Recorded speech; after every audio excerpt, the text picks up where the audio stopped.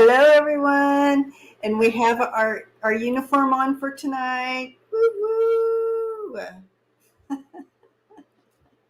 Always twinning, right? Always we have to twin. You know We what? have to do it. It has to happen. You know us. I love it. So I'm super excited to be tonight with you guys to do this again. It's easier to get through when to watch 45 when we're together as a family. We're in this It together. takes a village to deal with him.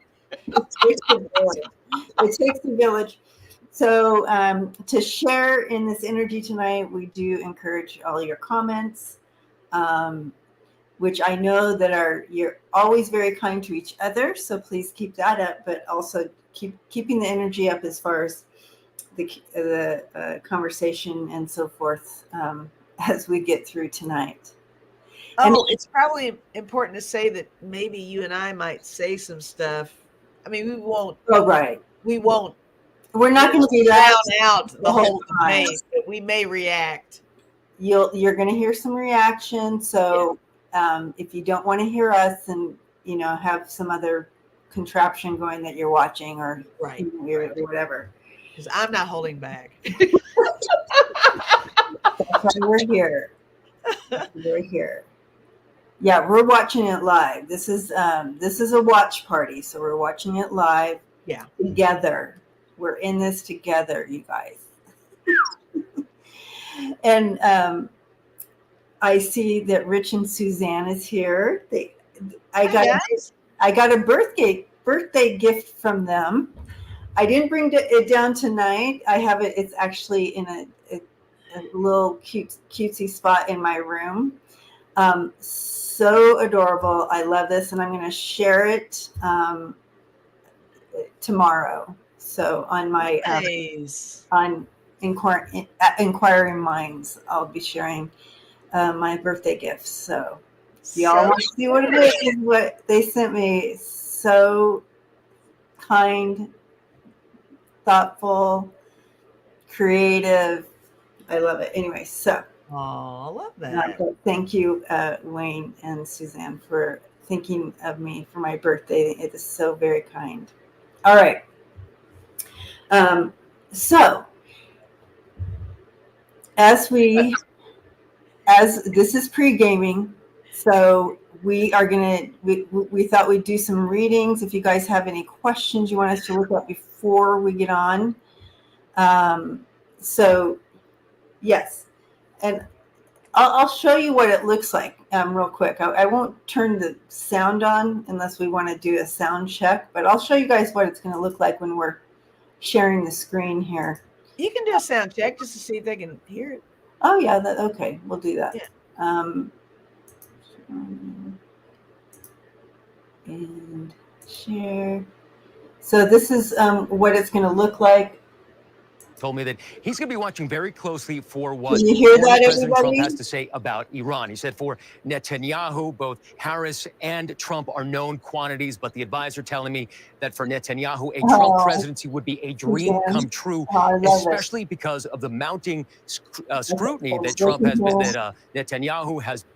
All right, so that's what it's going to look like. So if that's okay with you guys, that's what we're going to be doing tonight, watching the debate. So I'm going to go ahead and stop the share, and we'll come back to that. But that's what we're going to be watching, the ABC. Yeah, ABC view of this.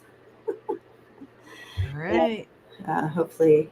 I can't wait. I'm so excited about this. Oh my goodness! You don't know it, but I uploaded a video earlier. I had a dream last night, and also I just wanted to ramble on a little bit because you know me. Oh, I'm vocal now. I have shit to say. So yay! Okay, so you go to my channel if you all want to see the video I uploaded. Oh, you did a video of your dream. Of my dream and just me talking about the debate. So it might have been a debate related dream. It might have been a dream for me. I don't know, and then I just talked about this. Amanda, there's no, because NBC was kind of being a little bit like play by play football thing going on there, and I didn't like the feel of it. So this was one. It's through YouTube. I was trying to find something on YouTube to do it, and it seemed to be one I could get to. Yeah. No rhyme or reason. Just I didn't want NBC because they were being kind of. It's hard to pick a network lately. Yeah. That's a whole deal. So. Well, that's a whole deal too. But we just want to watch the debate. You know what I'm saying? Yes. Mick just woke up. Well, welcome, Mickey. Mick, I walk or Mickey walk? Let us know. I'm glad you're here. Alicia says, I already watched it, Lisa. As long as you weren't naked in the dream, I wouldn't worry about it. Now I have to watch the video. I'm not saying. That's a good teaser. If that lures people to the video, yeah, go ahead. Right? Was it that kind of a dream? Kamala has a YouTube channel. All right, you guys. Oh, that's awesome. I don't want to mess this up. I took 10 minutes just to get here. I'm just excited that we're matching. Walls was having a watch party, and it just started. All right, Granny. There's a lot going on right now. Okay, so I'm gonna look on my phone. Kim, I got back late Saturday night for my vacay. It was so much fun. So much fun. Search Kamala. Are you looking for her YouTube? Yeah. Ooh. Me likey. What's her channel? Just Kamala YouTube? Right. Is that too easy for it to just be Kamala? Or is it something random? I mean, here's one, Kamala Harris. Oh yeah, Kamala Harris. It looks legit. Okay. I'm already subscribed, so it must be legit. Oh, I am too. I'm already subscribed. She's got the debate on here. Okay, and it starts in 20. Okay, we're switching, guys. I'm following. Let's go to hers. Yeah. Let's go to hers. I love it. Good idea. Goodbye, you. That's funny. Yeah, I'm subscribed too. Okay, so I'm going here, Kamala, and we're gonna go. Why didn't? Hi, Deanne. Yes, Lobster Crew. Hey.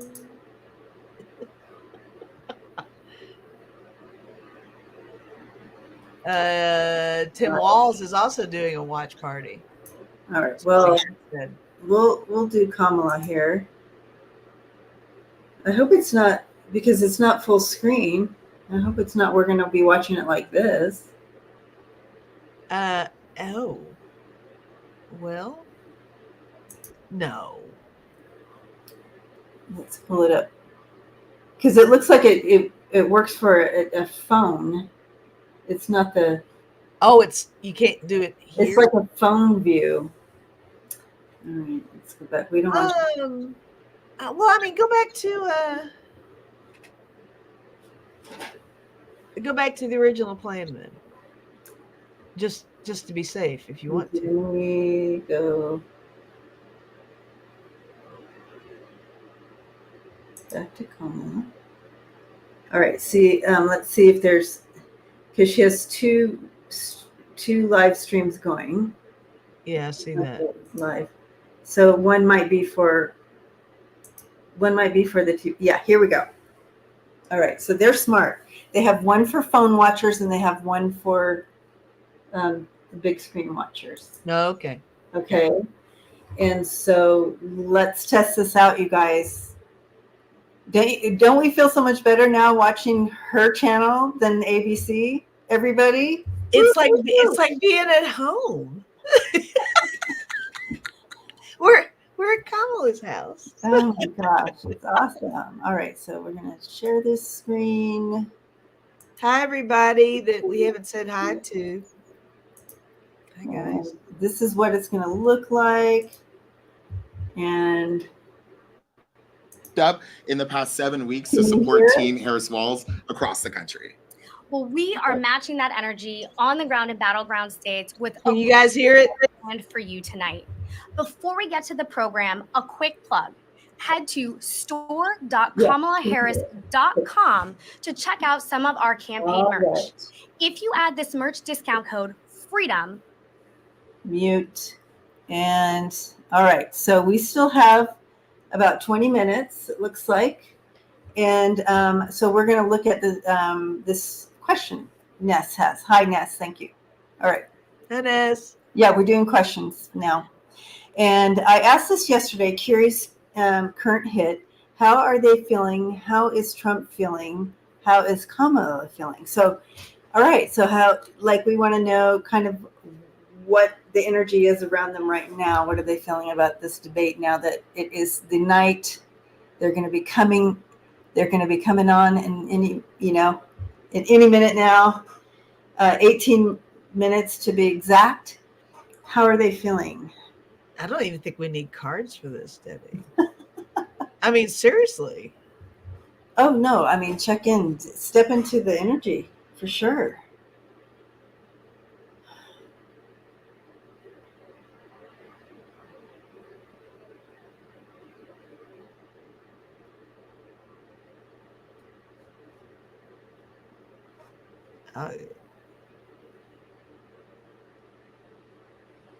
You know what? I'll go with him. I'm picking up his thigh. Okay. That's who I was with as well. Okay. I mean, with him, it really feels like he's. I think he feels protected. Somewhat is what I'm getting. Mm-hmm. I think he feels protected, but on the same note, he's just gonna. I almost feel like somebody sat him down and said, "You do you." Does that make sense? Yeah. For somebody to just say, just you do you. I think whatever that is, man. Are you getting that? Well, he did fly in on the plane with Matt Gaetz, so. Oh, God. That's all. It was on the Epstein plane. Yeah, I almost feel like that's the case. Of course, we know we got the whole thing set up where, he's got the mic muted and all that stuff. So he's got different things set in place to keep him from being too much off the rails. But I really feel like somebody has pretty much told him, yes, you do you. So whether that's internal sabotage or just they just have faith in the fact that the people who hang on his every word will continue to hang on his every word, whether it's a lie or not. Right. But as far as nervousness, I do think he feels very inferior. I think he feels inferior. Yeah. So that's in there too. He knows that, but he's not going to. If anything, his inferiority complex will show at some point tonight. He's going to say something that's going to be completely off the rails. But somebody just pretty much said, "You do you." You do you. That's funny. Yeah. I wonder.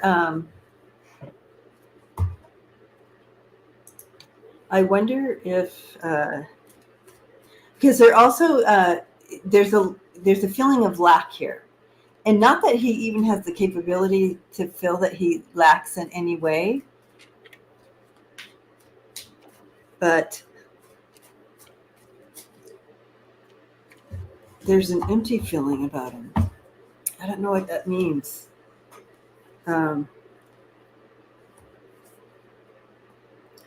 But he feels like this is his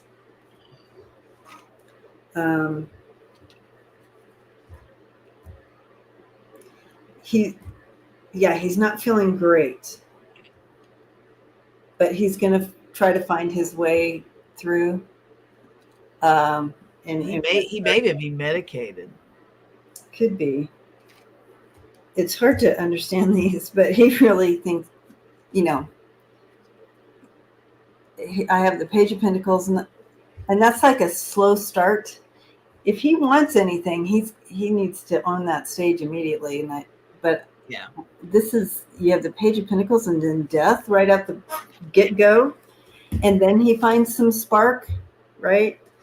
And you know, I don't know. Yeah, I don't know either. Uh, I did get I got treadmill. I don't know if that means he's going to be just kind of, he has a tendency to repeat himself, and maybe that'll happen. One thing I mentioned in my video is that I felt like he was going to have difficulty.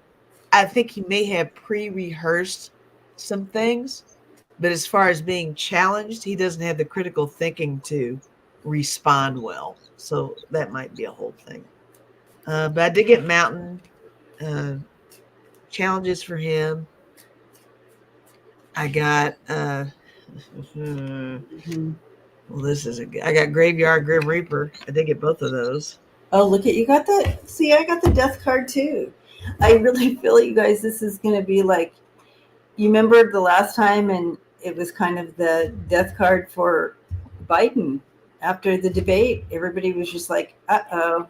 Yeah. I think that's going to be the same thing as what we're looking, because we both got the Death card for him. Yeah, for sure.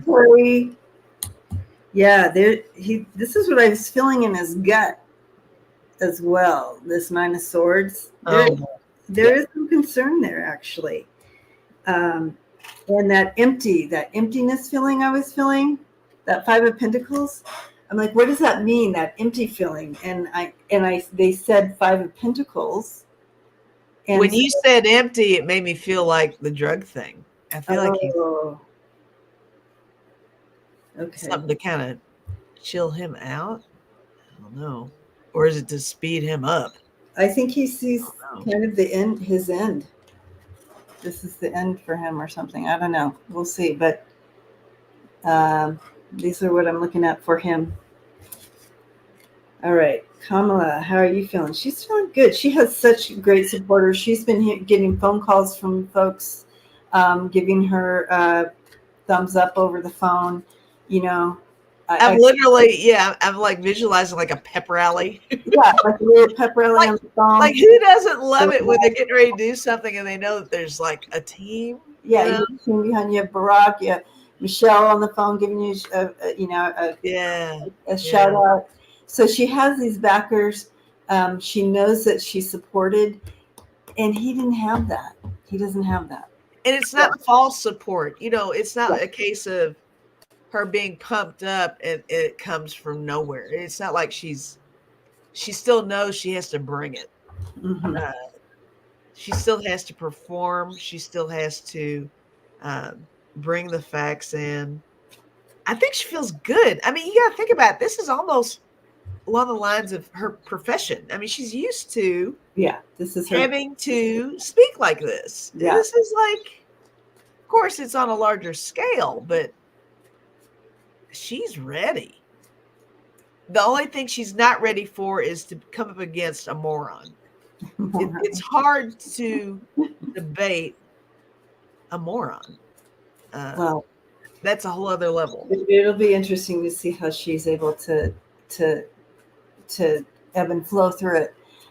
I'm still feeling that thing nest that I got yesterday in regard to this, that she understands the moment. She understands that this is the one chance she has to talk to the MAGA hats. And there you go. See, I don't even have to draw cards. That's exactly, she understands the moment. And this is her platform, and she's going to say what she needs to say, and she's going to utilize her time well. Mm-hmm. Mm-hmm. Yeah. It's going to be so cool. Very. So cool. Kamala, Kamala, Kamala, Kamala. Yay. Heck yeah. I don't know about you guys, but have you seen Lisa, I've been seeing all these great commercials or ads or whatever. Oh, I'm glad you said that. You guys, she has purchased ads to place on Fox News. She has ads on Fox News totally digging on his whatever shortcomings and stuff. Right. It's hilarious because when you pay for that stuff, they can't say no. It funds their channel, right? Right. I think that's the smartest move ever. She has got commercials on Fox News that Fox watchers will see that outline his lies and his discrepancies. Wow. And hopefully that'll reel in the people that are so cult based. The Fox watchers who don't use the critical thinking, oh my gosh, they're going to see these ads. It's going to blow their minds. I think that's an excellent move. But yeah, she's actually done it. We just need to open up some perception because, they've been told something over and over again. Of course they're going to believe that. How can we expect them not to know any different if that's what they keep? If that's what they watch. If that's all, you only know what you know, right? Exactly. If you don't venture outside of that, you don't know. Well, they have infiltrated Fox with these ads. I love it. Love it. All right. Let's see. We still have 7 minutes, so we can. Did any other questions come in? Any other questions? I didn't. Yeah, I didn't even pay attention. I'm so sorry. I didn't see any. I didn't see. So, if anybody has any. You guys get any other questions? Are you just excited to see what's coming up? Thanks for being here. While you're on Debbie's channel, please hit the like button. Thank you. And Murdoch and Kamala. Wow.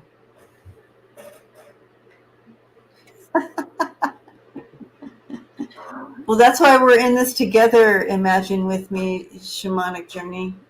I'm here, but I don't think I can stand to look at him hear his voice. It takes a village. It takes a village. That's why we're doing it together. Yeah, he's hard to listen to. As soon as he starts doing this, I might have to leave the room for a minute myself. I know. Because that's the bullshit alarm. We know. Oh my gosh, Karen. Karen says, did you hear the Repubs have a watch party at a gun store near Epilogue? No way. No, I didn't hear that. My goodness. Wow. Are we surprised? We're not surprised. Thank you, Lisa. I'll be using my mute button. Yeah, just put it on mute when he comes on.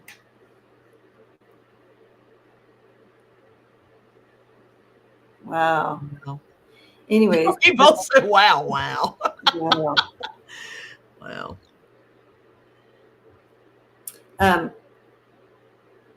Where are we here? Okay, I wanted to put that one up here. We got 6 minutes. Let's ask Archangel. Oh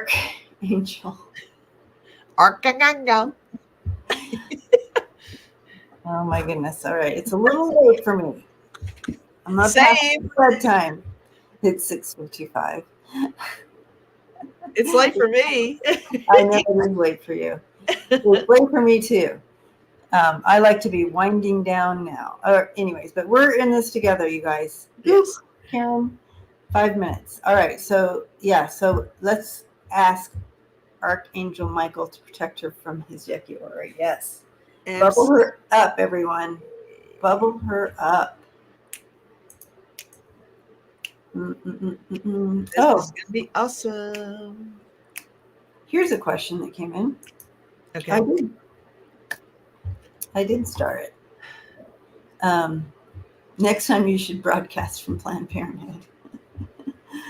That's funny. All right. So who thinks it's debatable that 45 will start yelling even though his mic will be cut. I feel like with him, it's going to be facial expressions. Facial expressions and mouthing words or whatever. Yeah. It's kind of like because he can't help himself, right? Okay, let's take a look. I'm going to use just for fun. This is for fun. Will he start yelling over the closed mic?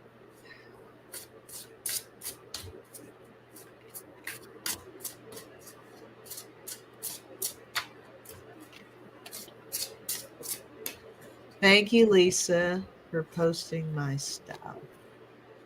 So sweet of you. Yeah. Hey, Aiden. Yeah, I think you're right. I feel like it's more about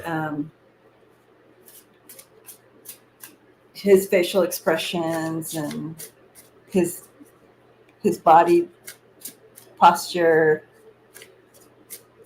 Tasha wants to know if he'll walk around. Are they allowed to walk around, like he did before? I'll tell you what, if he stalks her like he did Hillary, she's not having it. I don't think she's going to put up with that. This is a whole other dynamic, guys. Yeah, I don't think she's going to put up with his BS, but she'll handle it well. She'll be very classy about it. Even if she does go low, it's going to be funny. It's my vibe. That's what I think. I think it's just going to be funny. I pulled 2 cards on him, and I got bullseye and confusion.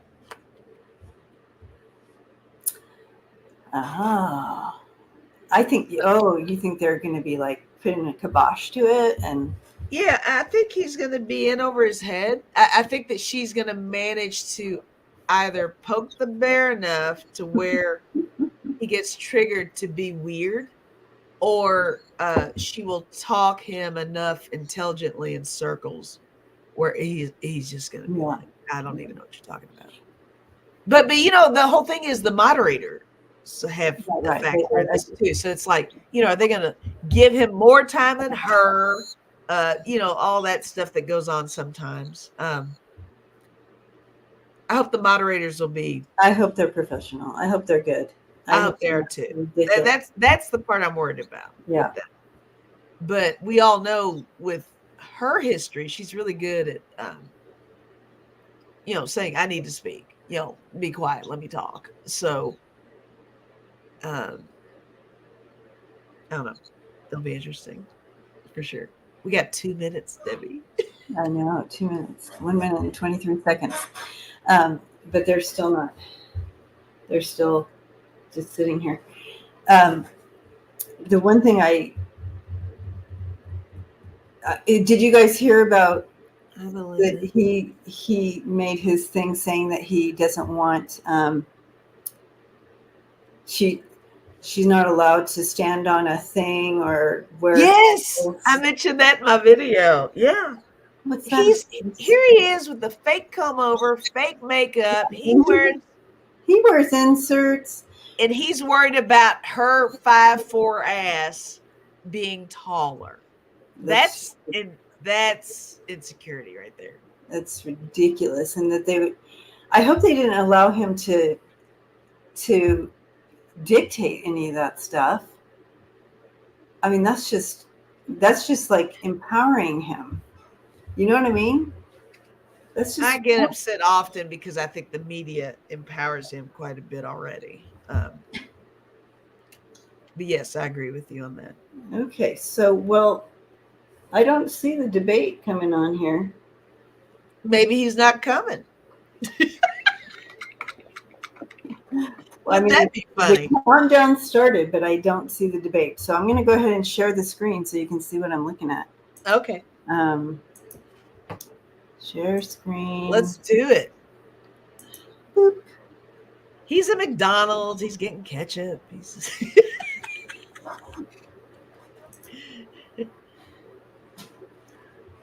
Okay, so we'll get hide that question. Okay, so they're heading out. So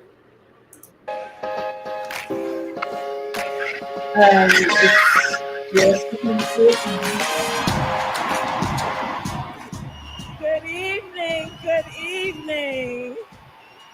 is so good to be with everyone. This is going to be a great week. Yeah, I don't see him on different channels. Oh, you don't? Okay. We are here tonight to officially nominate Kamala Harris. Oh, wait. PBS NewsHour. It looks like they might be zoning in on something. Turn out for what? Minnesota, we deliver 81 votes for Kamala Harris and Tim Walz. Nope. California, They're we not on. proudly cast our 482 votes for the next president, Kamala Harris.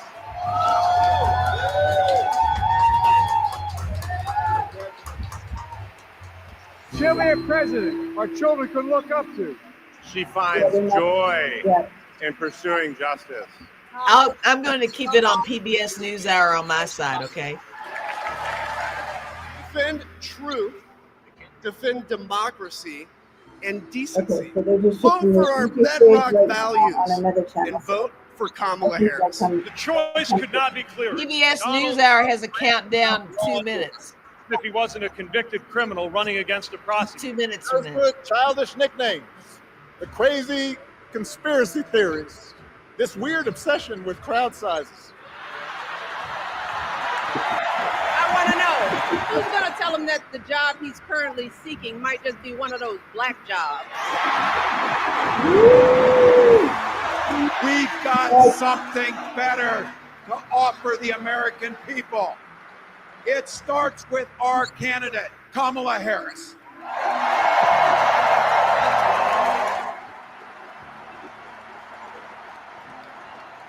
I accept your nomination to be President of the United States of America. It is now our turn to do what generations before us have done, guided by optimism and faith to uphold the awesome responsibility that comes with the greatest privilege on Did you see what Karen Conway said? privilege and pride of being an American. Karen Conway said the debate has a countdown from an hour from now. Let's fight for it. Let's vote for it. And together, let us write the next great chapter in the most extraordinary story ever told. Okay, it should be going on. Yeah, it should be. Go to PBS. All right, you guys, we chose the wrong channel. Can you go to PBS? PBS NewsHour? Let me stop the share. All right, we'll get there. Boo. Go to PBS NewsHour. That's who I have. But there was a woman who helped raise us. We call her our second mother. She was a small business owner. I love our small businesses. My plan is to give a $50,000 tax deduction to start up small businesses, knowing they are part of the backbone of America's economy. My opponent, on the other hand, his plan is to do what he has done before, which is to provide a tax cut for billionaires and big corporations, which will result in $5 trillion to America's deficit. My opponent has a plan that I call the Trump's sales tax, which would be a 20% tax on everyday goods that you rely on to get through the month. Economists have said that Okay. Sorry. Yeah, just unmute it. $1 more a year because of his policies and his ideas about what should be the backs of middle-class people paying for tax cuts for billionaires. President Trump, I'll give you 2 minutes. First of all, I have no sales tax. That's an incorrect statement. She knows that. We're doing tariffs on other countries. Finally, after 75 years, pay us back for all that we've done for the world. And the tariff will be substantial in some cases. I took in billions and billions of dollars, as you know, from China. In fact, He doesn't understand what tariff means. so much money they can't. It would totally destroy everything that they've set out to do. They're taking in billions of dollars from China and other places. They've left the tariffs on. When I had it, I had tariffs, and yet I had no inflation. Look, we've had a Look at her economy because inflation which is really known as a country buster. It breaks up countries. We have inflation like very few people have ever seen before, probably the worst in our nation's history. We were at 21%, but that's being generous because many things are 50, 60, 70, and 80% higher than they were just a few years ago. This has been a disaster for people, for the middle class, but for every class. On top of that, we have millions of people pouring into our country from prisons and jails, from mental institutions and insane asylums. And they're coming in and they're taking jobs that are occupied right now by African Americans and Hispanics. And also, unions are going to be affected very soon. Right on out. And you see what's happening. You see what's happening with towns throughout the United States. You look at Springfield, Ohio. You look at Aurora in Colorado. He doesn't know the difference between asylums and seeking asylum. These are the people that she and Biden and that Aurora thing is and they're destroying our country. It's not real. They're dangerous. They're at the highest level of criminality. And we have to get them out. We have to get them out fast. I created one of the greatest economies in the history of our country. I'll do it again and even better. We are going to get to immigration and border security during this debate, but I would like to let Vice President Harris respond on the economy here. Well, I would love to. Let's talk about what Donald Trump left us. Donald Trump left us the worst unemployment since the Great Depression. Donald Trump left us the worst public health epidemic in a century. Donald Trump left us the worst attack on our democracy since the Civil War. And what we have done is clean up Donald Trump's mess. What we have done and what I intend to do is build on what we know are the aspirations and the hopes of the American people. But I'm going to tell you all in this debate tonight, you're going to hear from the same old tired playbook, a bunch of lies, grievances, and name calling. What you're going to hear tonight is a detailed and dangerous plan called Project 2025 that the former president intends on implementing if he were elected again. I believe very strongly that the American people want a president who understands the importance of bringing us together, knowing we have so much more in common than what separates us. And I pledge to you to be a president for all Americans. President Trump will give you a minute here to respond. Number one, I have nothing to do, as you know, and as she knows better than anyone, I have nothing to do with Project 2025. That's out there. I haven't read it. I don't want to read it purposely. I'm not going to. He can't read. This was a group of people that got together. They came up with some ideas, I guess some good, some bad, but it makes no difference. I have nothing to do. Everybody knows I'm an open book. Everybody knows what I'm going to do. Cut taxes very substantially and create a great economy like I did before. We had the greatest economy. We got hit with a pandemic. And the pandemic was not since 1917, where 100 million people died, has there been anything like it. We did a phenomenal job with the pandemic. We handed them over a country where the economy and where the stock market was higher than it was before the pandemic came in. Nobody's ever seen anything like it. We made ventilators for the entire world. We got gowns, we got masks, we did things that nobody thought possible. And people give me credit for rebuilding the military. They give me credit for a lot of things, but not enough credit for the great job we did with the pandemic. But the only jobs they got were bounce back jobs. These were jobs bounced back, and it bounced back and it went to their benefit. But I was the one that created them. They know it, and so does everybody else. Vice President Harris, I'll let you respond. So Donald Trump has no plan for you. When you look at his economic plan, it's all about tax breaks for the richest people. I am offering what I describe as an opportunity economy, and the best economists in our country, if not the world, have reviewed our relative plans for the future of America. What Goldman Sachs has said is that Donald Trump's plan would make the economy worse. Mine would strengthen the economy. What the Wharton School has said is Donald Trump's plan would actually explode the deficit. 16 Nobel laureates have described his economic plan as something that would increase inflation and by the middle of next year would invite a recession.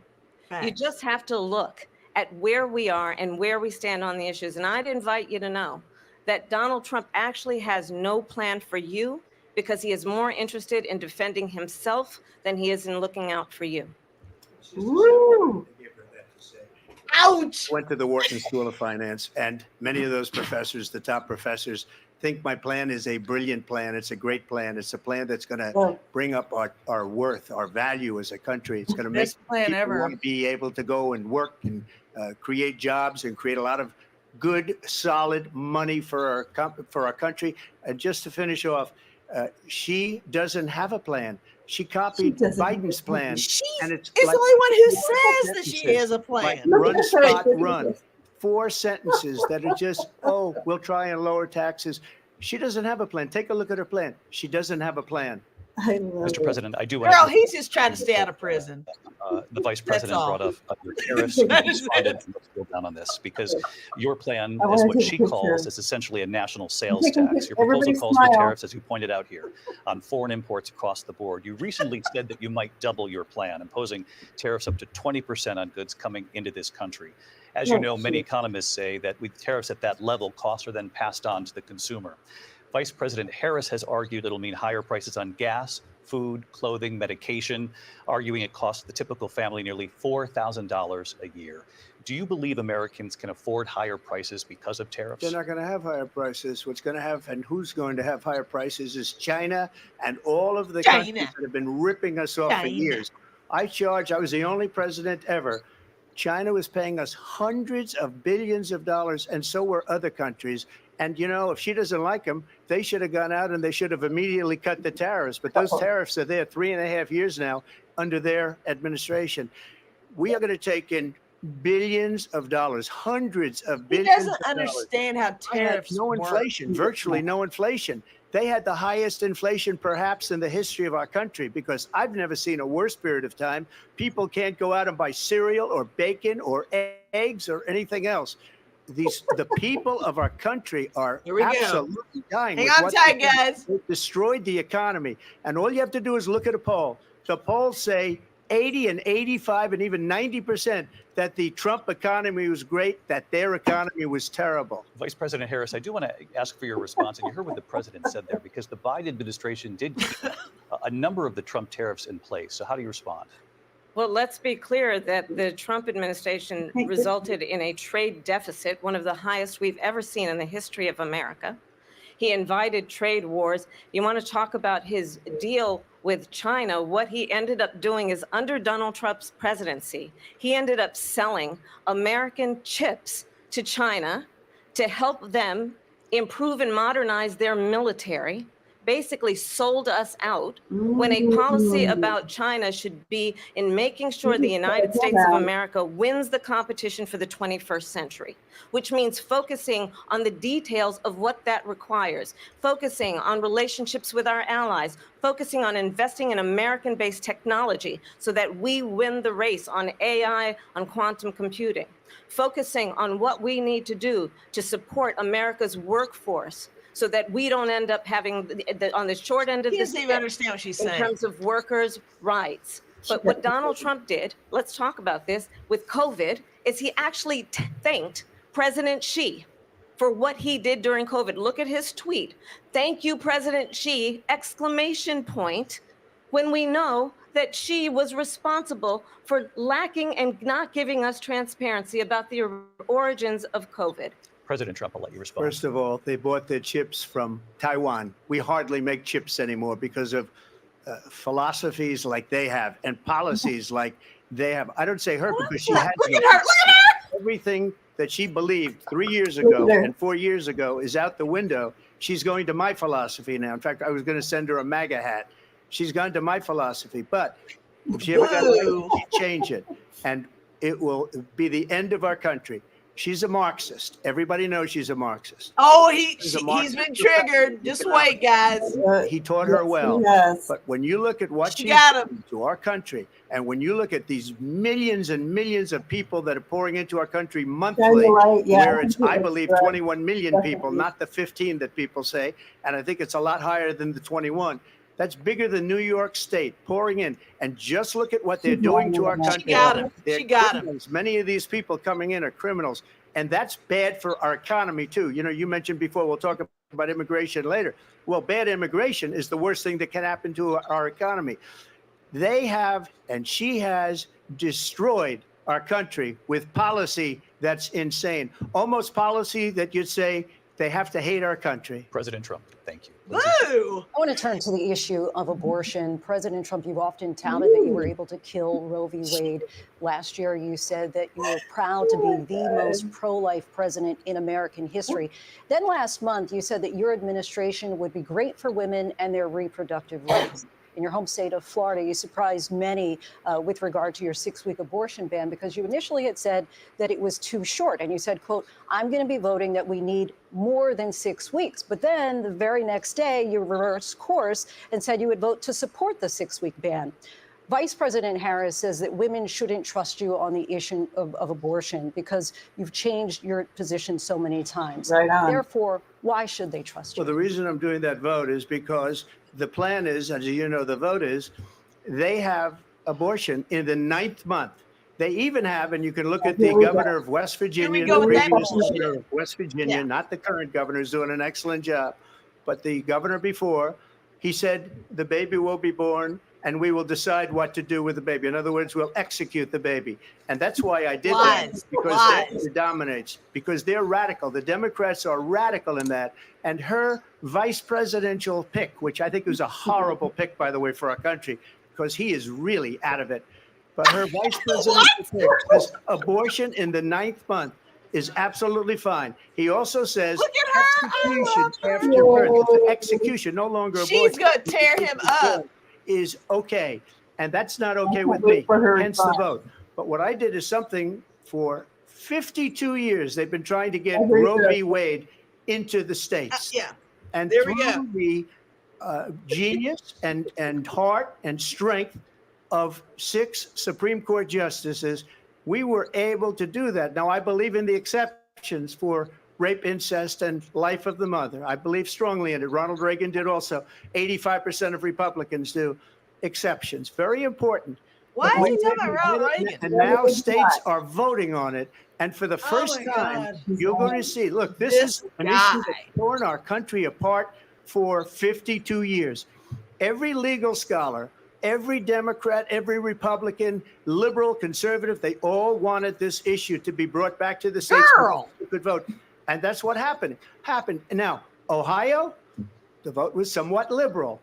Kansas, the vote was somewhat liberal, much more liberal than people would have thought. But each individual state is voting. It's the vote of the people now. It's not tied I'm up not in even kidding. federal She's government. writing down shit to keep her stuff on track because he's crazy. The Supreme Court had great courage in doing it. That's And I really give smart. Tremendous credit to those 6 justices. There is no state in this country where it is legal to kill a baby after it's born. Madam Vice President, I want to get your response to it. Well, as I said, you're going to hear a bunch of lies, and that's not actually a surprising fact. Let's understand how we got here. Donald Trump hand-selected 3 members of the United States Supreme Court with the intention that they would undo the protections of Roe v. Wade. And they did exactly as he intended. And now in over 20 states, there are Trump abortion bans, which make it criminal for a doctor or nurse to provide health care. In one state, it provides prison for life. Trump abortion bans that make no exception even for rape and incest, which understand what that means. A survivor of a crime of violation to their body does not have the right to make a decision about what happens to their body next. That is immoral. And one does not have to abandon their faith or deeply held beliefs to agree. The government, and Donald Trump certainly, should not be telling a woman what to do with her body. I have talked with women around our country. You want to talk about this is what people wanted? Pregnant women who want to carry a pregnancy to term, suffering from a miscarriage, being denied care in an emergency room because the healthcare providers are afraid they might go to jail, and she's bleeding out in a car in the parking lot. She didn't want that. Her husband didn't want that. A 12 or 13-year-old survivor of incest being forced to carry a pregnancy to term. They don't want that. And I pledge to you, when Congress passes a bill to put back in place the protections of Roe v. Wade, as President of the United States, I will proudly sign it into law. But understand, if Donald Trump were to be reelected, He will sign a national abortion ban. Understand, in his Project 2025, there would be a national abortion, a monitor that would be monitoring your pregnancies, your miscarriages. I think the American people believe that certain freedoms, in particular the freedom to make decisions about one's own body, should not be made by the government. Thank you, Vice President Harris. Well, there she goes again. It's a lie. I'm not signing a ban, and there's no reason to sign a ban because we've gotten what everybody wanted. Democrats, Republicans, and everybody else, and every legal scholar wanted it to be brought back into the states. And the He's states just trying to stay out of jail. He doesn't even know what he's saying anymore. But for 52 years, this issue has torn our country apart, and they've wanted it back in the states. And I did something that nobody thought was possible. The states are now voting. What she says is an absolute lie. And what as far did as he the do? abortion ban, no, I'm not in favor of abortion ban, but it doesn't matter because this issue has now been taken over by the states. Would you veto a national abortion ban if it came Well, to I your won't desk? have to because, again, two things. Number one, she said she'll go back to Congress. She'll never get the vote. It's impossible for her to get the vote, especially now with the 50-50 and essentially 50-50 in both Senate and the House.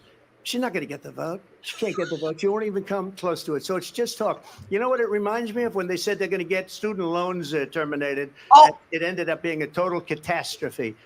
The student loans, and then I think probably her boss, if you call him a boss, he spends all his time on the beach. But look, her boss went out and said, we'll do it again. We'll do it a different way. Is he still trying to debate Biden? Supreme Court. So all these Biden's not in the race, you crazy mofo. This whole idea. And how unfair that would have been. Part of the reason they lost to the millions and millions of people that had to pay off their student loans. They didn't get it for free.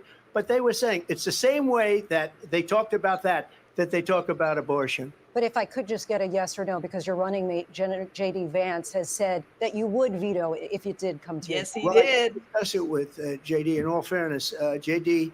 And I don't mind if he has a certain view, but I think he was speaking for me. But I really didn't. Look, we don't have to discuss it because she'd never be able to get it, just like she couldn't get student loans. They couldn't get student loans. They didn't even come close to getting student loans. They taunted young people and a lot of other people that had loans. They can never get this approved. What's he saying? She says about going to Congress. Well, wonderful. Let's go to Congress. Do it. But the fact is that for years, they wanted to get it out of Congress and out of the federal government. And we did something that everybody said couldn't be done. And now you have a vote of the people on abortion. Vice President Harris, I want to give you your time to respond, but I do want to ask, would you support any restrictions on a woman's right to an abortion? I absolutely support reinstating the protections of Roe v. Wade. And as you rightly mentioned, nowhere in America is a woman carrying a pregnancy to term and in asking for an abortion. That is not happening. It's insulting to the women of America. And understand what has been happening under Donald Trump's abortion bans. Couples who pray and dream of having a family are being denied IVF treatments. What is happening in our country? Working people, working women who are working one or two jobs, who can barely afford childcare as it is, have to travel to another state to get on a plane sitting next to strangers to go and get the health care she needs. Barely can afford to do it, and what you are putting her through is unconscionable. And the people of America have not, the majority of Americans believe in a woman's right to make decisions about her own body. And that is why in every state where this issue has been on the ballot in red and blue He's not present. People of America have voted for freedom. Vice President Harris, Excuse me, I thank have you. to respond. Another lie. It's another lie. I have been a leader on IVF, which is fertilization. The IVF, I have been a leader.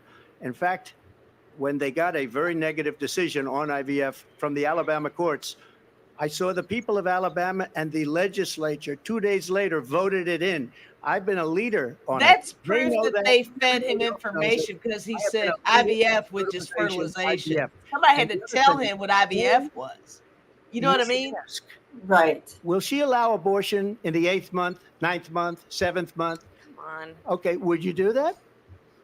Why don't you ask her that question? Why don't you That's answer the the problem. question? Would you Because veto? under Roe v. Answer Wade, the question, would you veto? you could do abortions in the 7th month, the 8th month, the 9th That's month, not true. and probably after birth. Just look at the After birth. governor of Virginia. The After governor birth? of Virginia said we put the baby aside and then we determine what we want to do with the baby. President Trump, thank you. We're going to turn It now is. to immigration It and border is. security. You know, it's an issue that's important to Republicans, Democrats, voters across the board in this country. Vice President Harris, you were tasked by President Biden with getting to the root causes of migration from Central America. We know that illegal border crossings reached a record high in the Biden administration. This past June, President Biden imposed tough new asylum restrictions. We know the numbers since then have dropped significantly. But my question to you tonight is, why did the administration wait until 6 months before the election to act? And would you have done anything differently from President Biden on this? So I'm the only person on this stage who has prosecuted transnational criminal organizations for the trafficking of guns, drugs, and human beings.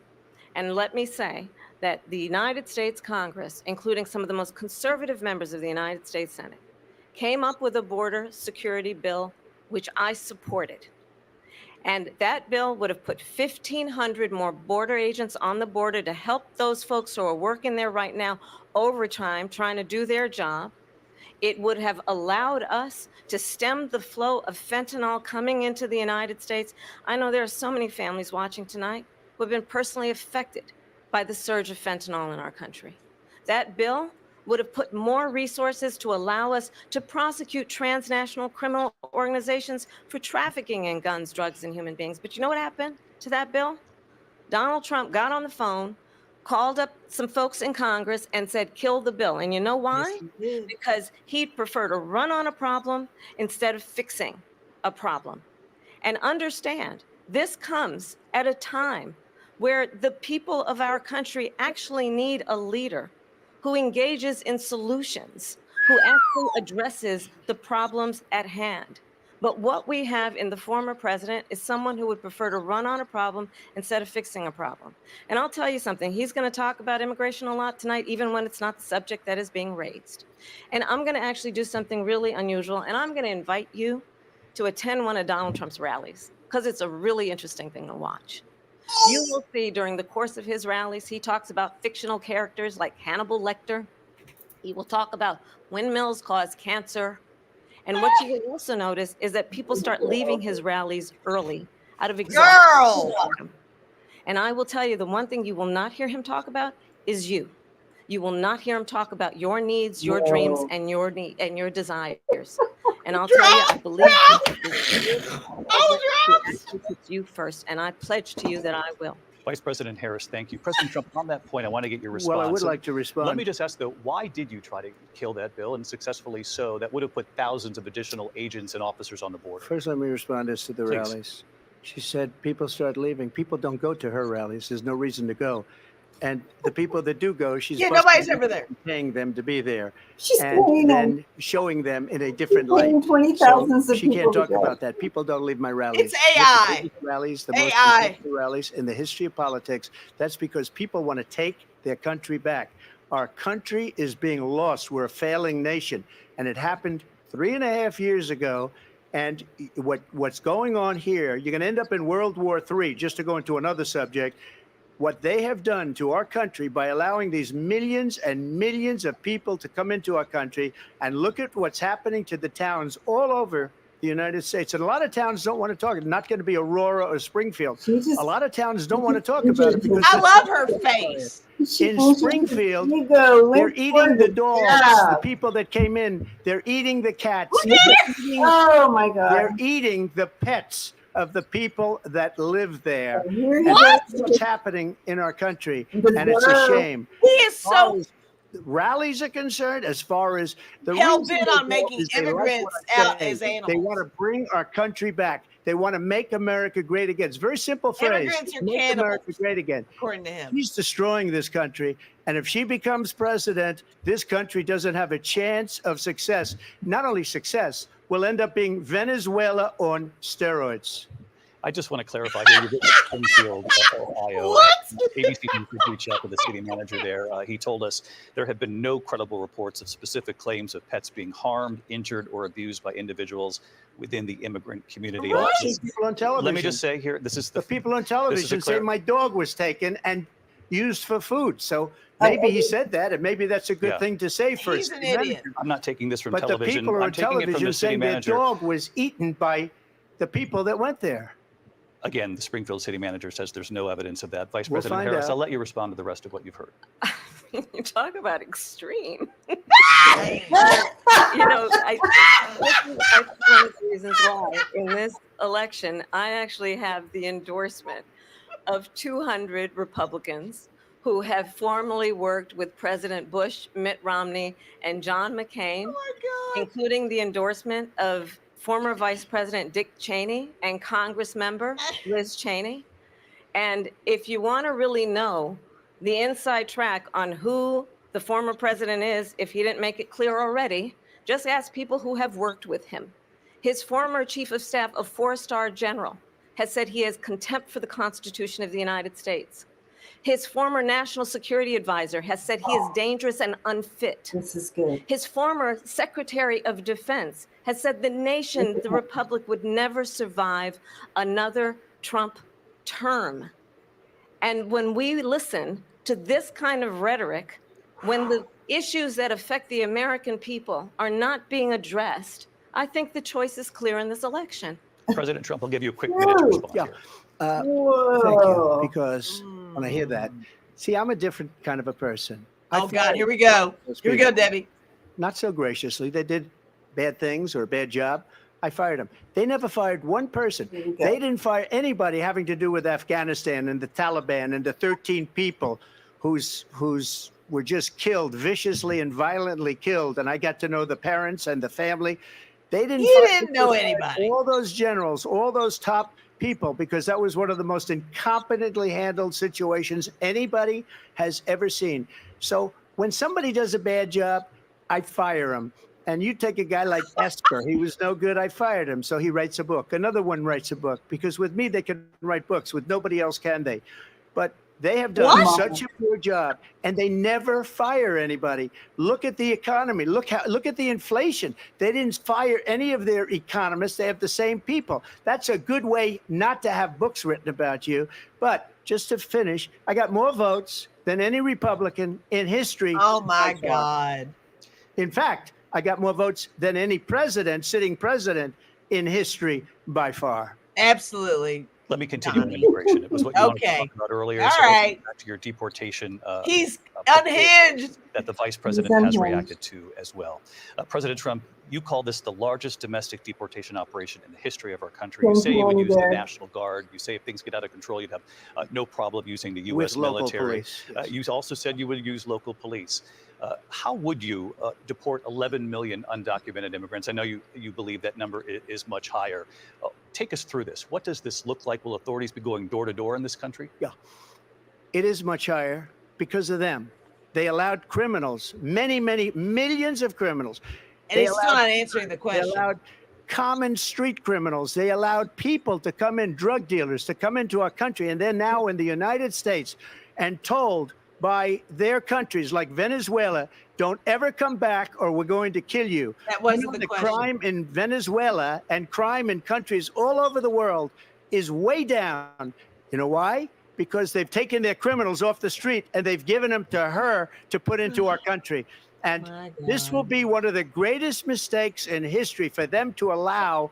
And I think they probably did it because they think they're going to get votes, but it's not worth it because they're destroying the fabric of our country by what they've done. There's never been anything done like this at all. They've destroyed the fabric of our country. Millions of people let in. And so what's his answer? Crime is down all over the world except here. Crime here is up and through the roof. Despite their fraudulent statements that they made, crime in this country is through the roof. And we have a new form of crime. It's called migrant crime. And it's happening at levels that nobody thought possible. President Trump, as you know, the FBI says overall violent crime is actually coming down in this country. But Vice Excuse me, President the Harris, FBI defrauded. They were defrauding statements. They didn't include the worst cities. They didn't include the cities with the worst crime. It was a fraud. Just like their number of 818,000 jobs that they said they He's losing it, Debbie.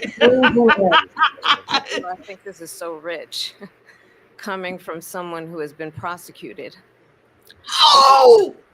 National security crimes, economic crimes, election interference, has been found liable for sexual assault, and his court appearance is in November at his own criminal sentencing.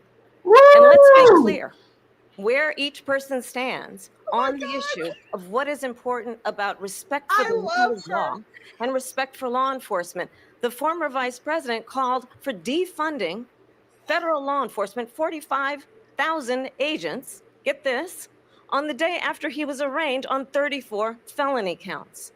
So let's talk about what is important in this race. It is important that we move forward, that we turn the page on this same old tired rhetoric and address the needs of the American people, address what we need to do about the housing shortage, which I have a plan for, address what we must do to support our small businesses, address bringing down the price of groceries. But frankly, the American people are exhausted with this same old tired playbook. Vice President Harris. Amen. Excuse me. Every one of those cases was started by them against their political opponent. And I'm winning most of them, and I will win the rest on appeal.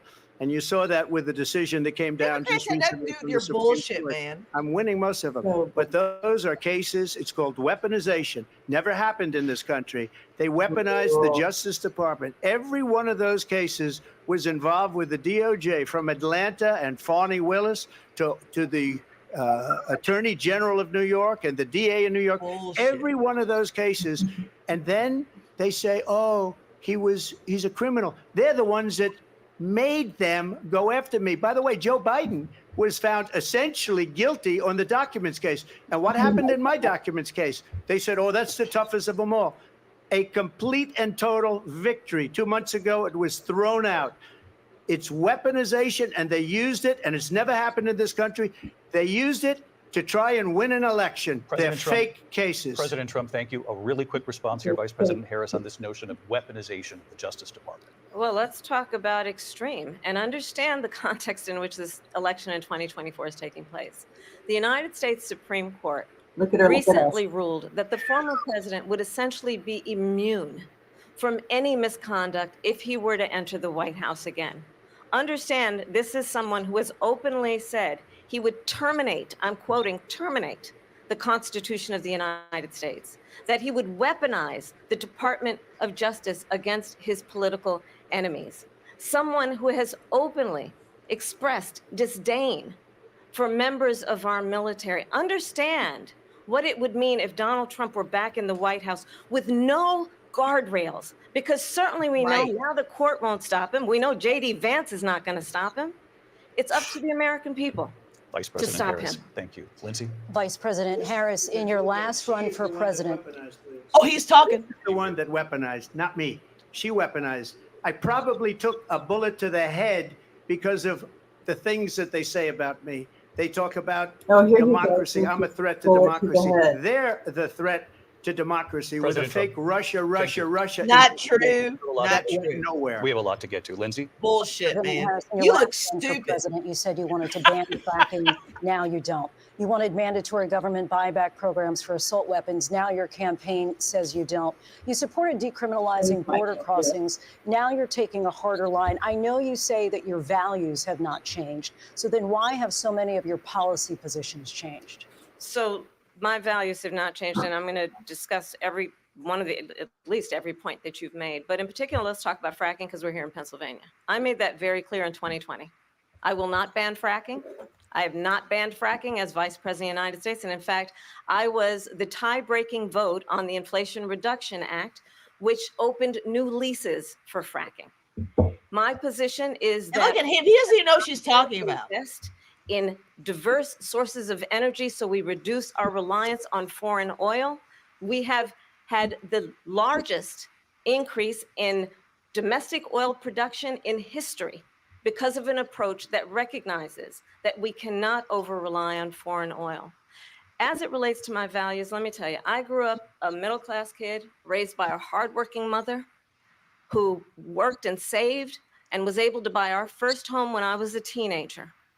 The values I bring to the importance of home ownership, knowing not everybody got handed $400 million on a silver platter and then filed bankruptcy 6 times, is a value that I bring to my work to say we are going to work with the private sector and home builders to increase 3 million homes, increase by 3 million homes by the end of my first term.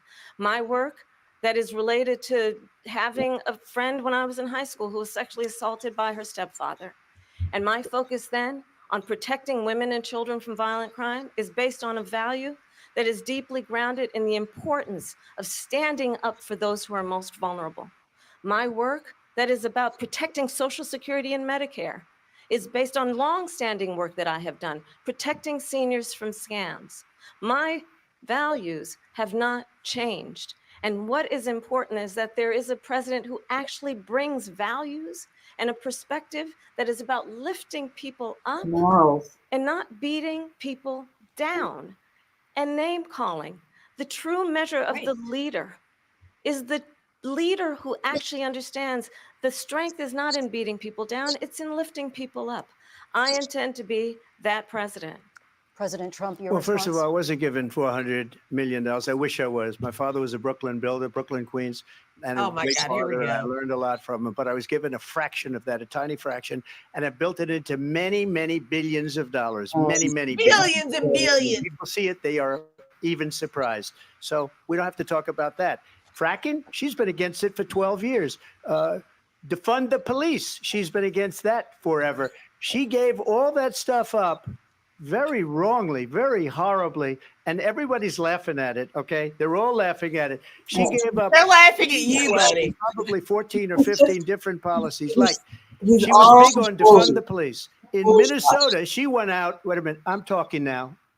If you don't mind, please. Boo! Yeah. Yeah, keep talking, motherfucker. She went out in Minnesota and wanted to let criminals that killed people, that burned down Minneapolis, He's she went really out and raised trying. money to get them out of jail. She did things that nobody would ever think of. Now she wants to do transgender operations on illegal aliens that are in prison. This is a radical left liberal that would do this. She wants to confiscate your guns, and she will never allow fracking in Pennsylvania. If she won the election, fracking in Pennsylvania will end on day one. Just to finish, one thing so important in my opinion. So I got the oil business going like nobody has ever done before. They took. He's trying they his took best to over, say the buzzwords. and started getting that rid of it, people and know. the prices were going That's all up he's doing. the roof. They immediately let these guys go to where they were. I would have been 5 times, 4 times, 5 times higher, because you're talking about 3.5 years ago. They got it up to where I was They need because to they had no stop him. choice, because the prices of energy were quadrupling and doubling. You saw what happened to gasoline.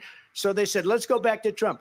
But if she won the election, the day after that election, they'll go back to destroying our country, and oil will be dead. Fossil fuel will be dead. We'll go He's back saying to all the windmills, we'll go back buzzwords to that his crazy solar, people where they pay need attention a whole desert to get some energy to come out. Desperation. Ever see a solar plant? By the way, I'm a big fan of solar, but they take 400, President 500 acres of desert President soil. Trump, we have a These lot are of not good issues things that we for the have to get environment. to. They We're should. out of time. Stop him.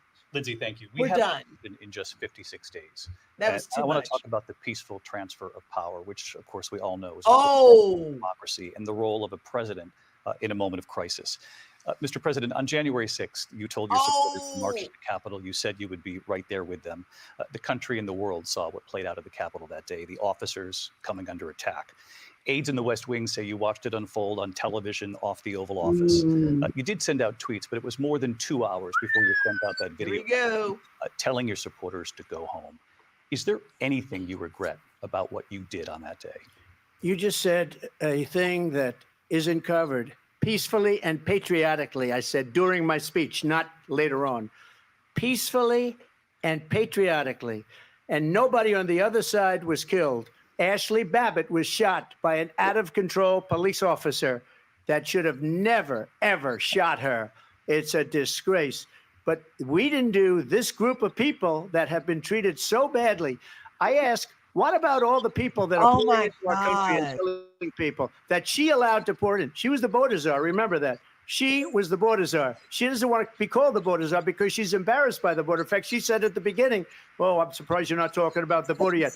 That's because so the border in Jan 6. What about those people? When are they going to be prosecuted? When are these people from countries all over the world, not just South America, they're coming in from all over the world, David? Get this guy out of here. And crime rates are down all over the world because of it. But let me just when ask are those, David? When are those people going to be prosecuted? When are the people Shut him up, let her talk. It's going to be prosecuted? Or in Seattle, they went into Seattle. They took over a big percentage of the city of Seattle. What is he talking about?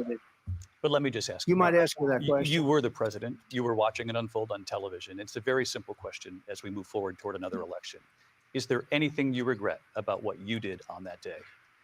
Yes or no? I had nothing to do with that other than they asked me to make a speech. I showed up for a speech. I said, I think it's going to be big.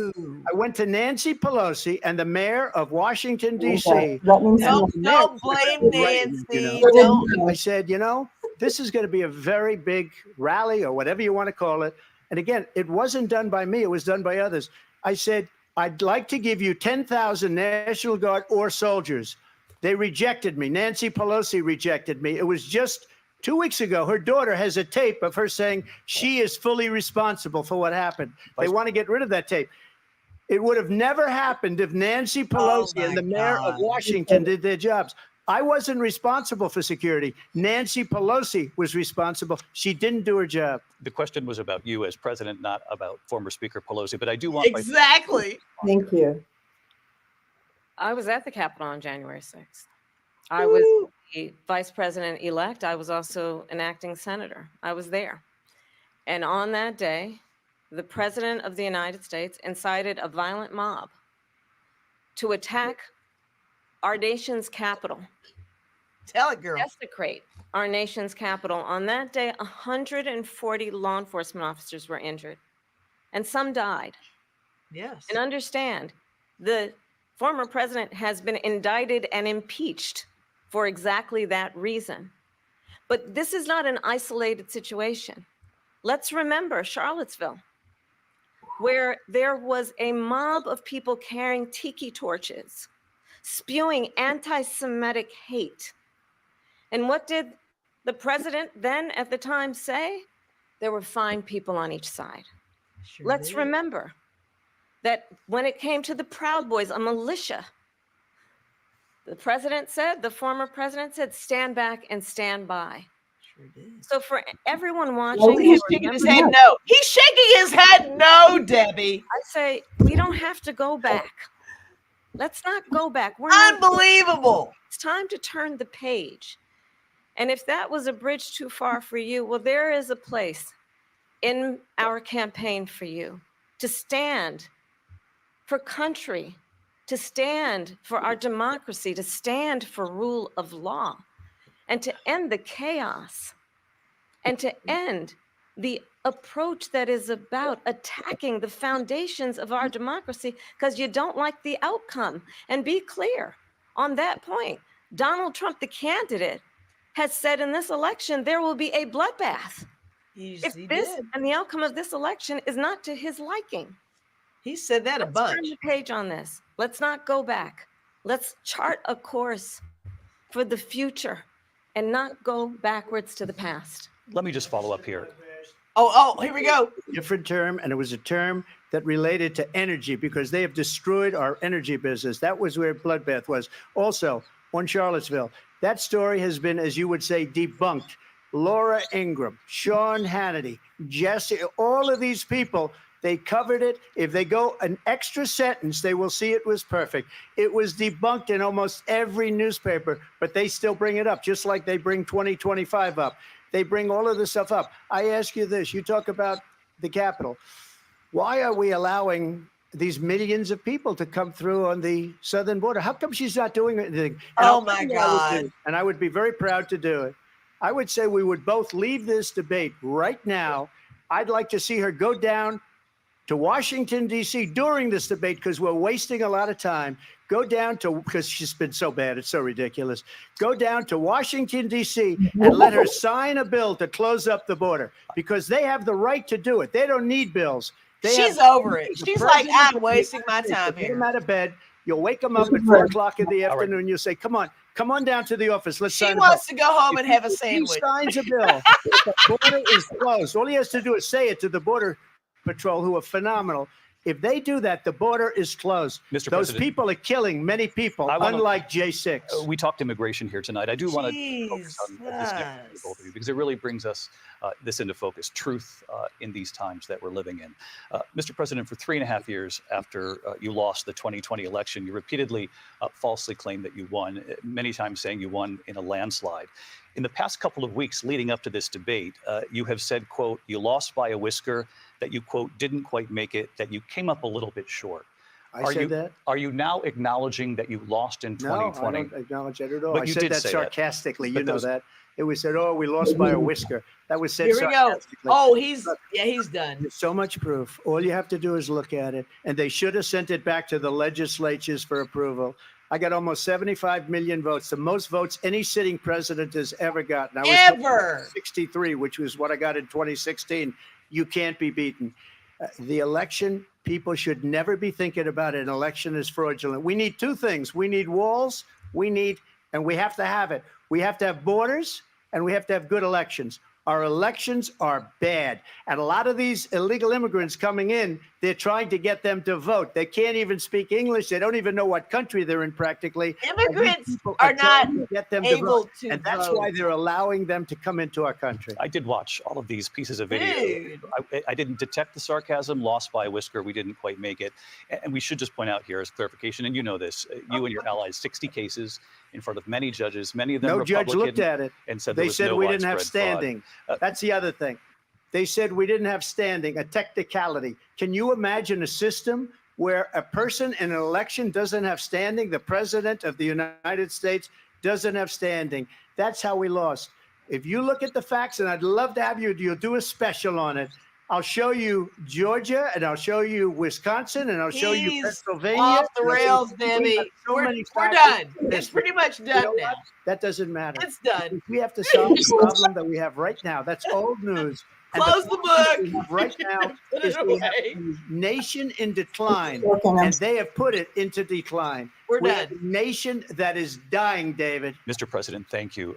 Vice President Harris. Don't call him Mr. President. I hate that. We lost by a Me whisker. So too. he still, He's not the believes president. He did not lose the election that was won by President Biden and yourself.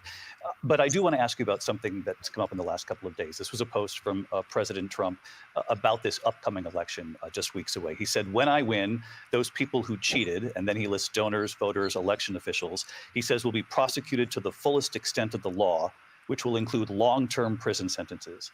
One of your campaign's top lawyers responded saying, we won't let Donald Trump intimidate us. We won't let him suppress the vote.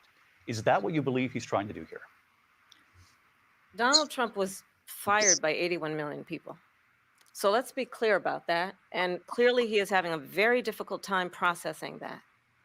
But we cannot afford to have a president of the United States who attempts, as he did in the past, to upend the will of the voters in a free and fair election. And I'm going to tell you that I have traveled the world as Vice President of the United States, and world leaders are laughing at Donald Trump. I have talked with military leaders, some of whom worked with you, and they say you're a disgrace. Poking the bear. And when you then talk in this way in a presidential debate and deny what over and over again are court cases you have lost because you did in fact lose that election, it leads one to believe that perhaps we do not have in the candidate to my right the temperament or the ability to not be confused about fact. That's deeply troubling, and the American people deserve better. Thank you, Karen. I'll give you 1 minute to respond, Mr. President. Let me just say about world leaders. Viktor Orban, one of the most respected men, they call him a strong man. He's a tough person. Of course, he's all about Orban. Prime Minister of Hungary. They said, why is the whole world blowing up? 3 years ago, it wasn't. Why is it blowing up? He said, because you need Trump back as president. He wants us to be run like Hungary. Afraid, and I don't like to use the word afraid, but I'm just quoting him. China was afraid of him. North Korea was afraid of him. Look at what's going on with North Korea, by the way. He said Russia was afraid of him. I ended the Nord Stream 2 pipeline, and Biden put it back on day one, but he ended the XL pipeline.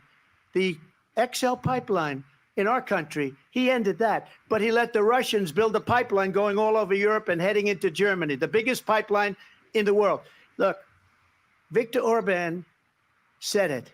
He said the most respected, most feared person is Donald Trump. He wants to bang Orban. He wants to bang pathetic man that you saw at a debate every dictator ago, that if he weren't in that debate, he'd be running instead of her. She got no votes. He got 14 million votes. What you did, you talk about a threat to democracy. He got 14 million votes and they threw him out of office. And you know what? I'll give you a little secret. He hates her. He can't stand her. Who cares? 14 million votes. They threw him out. She doesn't care. He got 0 votes. And when she ran, she was the first one to leave because she failed. And now she's running. I don't understand it, but I'm okay with it because I think he broke up with Putin and he's dating Orban. Now to the Israel-Hamas war and the hostages who are still being held, Americans among them. Vice President Harris, in December, you said, quote, Israel has a right to defend itself, but you added, quote, it matters how, saying international humanitarian law must be respected. Israel must do more to protect innocent civilians. You said that 9 months ago. Now an estimated 40,000 Palestinians are dead. Nearly 100 hostages remain. Just last week, Prime Minister Benjamin Netanyahu said there's not a deal in the making. President Biden has not been able to break through the stalemate. How would you do it? Well, let's understand how we got here. On October 7, Hamas, a terrorist organization, slaughtered 1,200 Israelis. Many of them young people who were simply attending a concert. Women were horribly raped. And so absolutely, I said then, I say now, Israel has a right to defend itself. We would. And how it does so matters, because it is also true, far too many innocent Palestinians have been killed. Children, mothers. What we know is that this war must end. It must end immediately, and the way it will end is we need a ceasefire deal and we need the hostages out. And so we will continue to work around the clock on that. Work around the clock, also understanding that we must chart a course for a two-state solution. And in that solution, there must be security for the Israeli people and Israel, and in equal measure for the Palestinians. But the one thing I will assure you always, I will always give Israel the ability to defend itself, in particular as it relates to Iran and any threat that Iran and its proxies pose to Israel. But we must have a two-state solution where we can rebuild Gaza, where the Palestinians have security, self-determination, and the dignity they so rightly deserve. President Trump, how would you negotiate with Netanyahu and also Hamas in order to get the hostages out and prevent the killing of more innocent civilians in Gaza? If I were president, it would have never started. If I were president, Russia would have never, ever, I know Putin very well, he would have never, no threat of it either, by the way, for 4 years, have gone into Ukraine and killed millions of people when you add it up, far worse than people understand what's going on over there.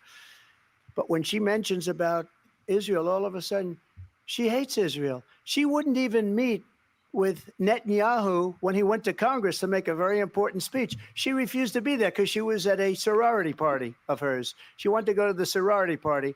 What? She hates Israel. If she's president, I believe that Israel will not exist within 2 years from now. And I've been pretty. Have you noticed he has not mentioned her name? She hates. He just says Israel. she. At the same time, in her own way, that says a lot. Population, because the whole place is going to get blown up. Arabs, Jewish people, Israel will be gone. It would have never happened Iran was broke under Donald Trump. Now Iran has $300 billion because they took off all the sanctions that I had. Iran had no money for Hamas or Hezbollah or any of the 28 different spheres of terror. And they are spheres of terror, horrible terror. They had no money. It was a big story, and you know it. You covered it very well, actually. They had no money for terror. They were broke. Now they're a rich nation. And now what they're doing is they're spreading that money around. Look at what's happening with the Houthis and Yemen. Look at what's going on in the Middle East. This would have never happened. I will get that settled and fast, and I'll get the war with Ukraine and Russia ended. If I'm president-elect, I'll get it done before even becoming president. We're still waiting for the stuff he promised last time. Not true. I have my entire career and life supported Israel and the Israeli people. He knows that. He's trying to, again, divide and distract from the reality, which is it is very well known that Donald Trump is weak and wrong on national security and foreign policy. It is well known that he admires dictators, wants to be a dictator on day one, according to himself. It is well known that he said of Putin that he can do whatever the hell he wants and go into Ukraine. It is well known that he said when Russia went into Ukraine, it was brilliant. It is well known he exchanged love letters with Kim Jong-un. Yes. And it is absolutely well known that these dictators and autocrats are rooting for you to be president again because they're so clear. He's a puppet. They can manipulate you with flattery and favors. Yes. And that is why transactional so mofo. many military leaders who you have worked with have told me you are a disgrace. That That is why That's we what he's understand that we have to have a president who is not consistently weak and wrong on Vice national President security, Harris. including the importance of upholding and respecting in highest regard our military. Vice President Harris, thank you. And she's Oh, here he goes. That caused it. That's weak on national security by allowing every nation last month for the year, 168 different countries sending people into our country. Their crime rates are way down. Putin endorsed her last week, said, I hope she wins. And I think he meant it because what he's gotten away with is absolutely incredible. It wouldn't have happened with me. The leaders of other Putin countries. did say that, though, but we know Putin's full of shit, and right? They are. They're grossly incompetent. And I just ask one question. Why does Biden go in and kill the Keystone Pipeline and approve the single biggest deal that Russia's ever made, Nord Stream 2, the biggest pipeline anywhere in the world going to Germany and all over Europe? Because they're weak and they're ineffective. And Biden, by the way, President gets paid Trump, a lot of money. Thank you. We have a lot of issues to get to. We'll be right back with much more of this historic ABC News. Oh my God, we're taking a break. Constitution Center right here. Girl, I'm going to the bar. I'll be back. This is too much. Later. That's so I'll funny. see you all in about 20 minutes. That's hilarious, you guys. Okay, so we're on commercial break for a second. Totally kidding. Y'all. That was a lot. That was a lot of information, Debbie. Oh my God. Girl. I know. He's crazy. He's full of lies. He's obviously speaking to all the freaks who hang on his every word, right? Yes. All he's got to do is say she's lying and I've done all these wonderful things for the economy and look at me, I'm great. And his people are like, yeah, you give it to her, stick it to her. In the meantime, she's remaining composed. Yeah, she's doing good. Stating the facts, right? I think that also poking the bear a little bit. Poking the bear. She's poking the bear and then watching it unravel. Yeah. She's doing it. And she brought up the felony stuff. She brought up the J6 stuff. Yeah. She brought up the policy stuff. You know, she knows that he can't handle it. And I love it because he is coming unhinged. He looks stupid. This is great. I love this. That's what, that's what she's doing. That's what she's doing I'm sorry. I'll let you talk. I'm getting excited. No, I was just making sure we weren't missing the. Oh, yeah. So Yeah. Pretty interesting. I think she's doing wonderful. I think the hosts are doing good. So the moderators are they are holding him to his answers. They're saying, okay, that's great. You just rambled on for 20 minutes, but look, mofo, this is the question. What's your answer? Right. And he's still just doing that. And he's just repeating his same old stuff. Same old playbook, right? Nothing new. Except, what was new to me was this whole what was it? There's a new one he brought in. Not the people eating their animals, but there was another one he brought in that I hadn't heard him say. Oh, I wish you could remember what it is. It was another one similar to that. It was just crazy. It wasn't the eating the dogs, because he mentioned that eating the animals. There's another one. Capital tax. Oh yeah, the transgender stuff. Right. Holy cow. That they're doing transgender, they're making prisoners do transgender. Well, he's mentioned that, you send your kids to school. I know, I've heard that one, but I've never heard him say that we're forcing prisoners to become transgender. He does not know what he's saying. That's a new one for me. He's hanging on to every weird, random TikTok, Twitter thing he's seen, and he thinks it's fact. I almost think he's getting his stuff from somewhere else. It's like some of the time. Yeah. Interesting. But yeah, she's hanging tight. I love her facial expressions. I kind of feel her on a little bit of that. I think she doesn't have a good poker face. I don't have a good poker face. So you can tell when she's watching him and listening to him, where she's like, what?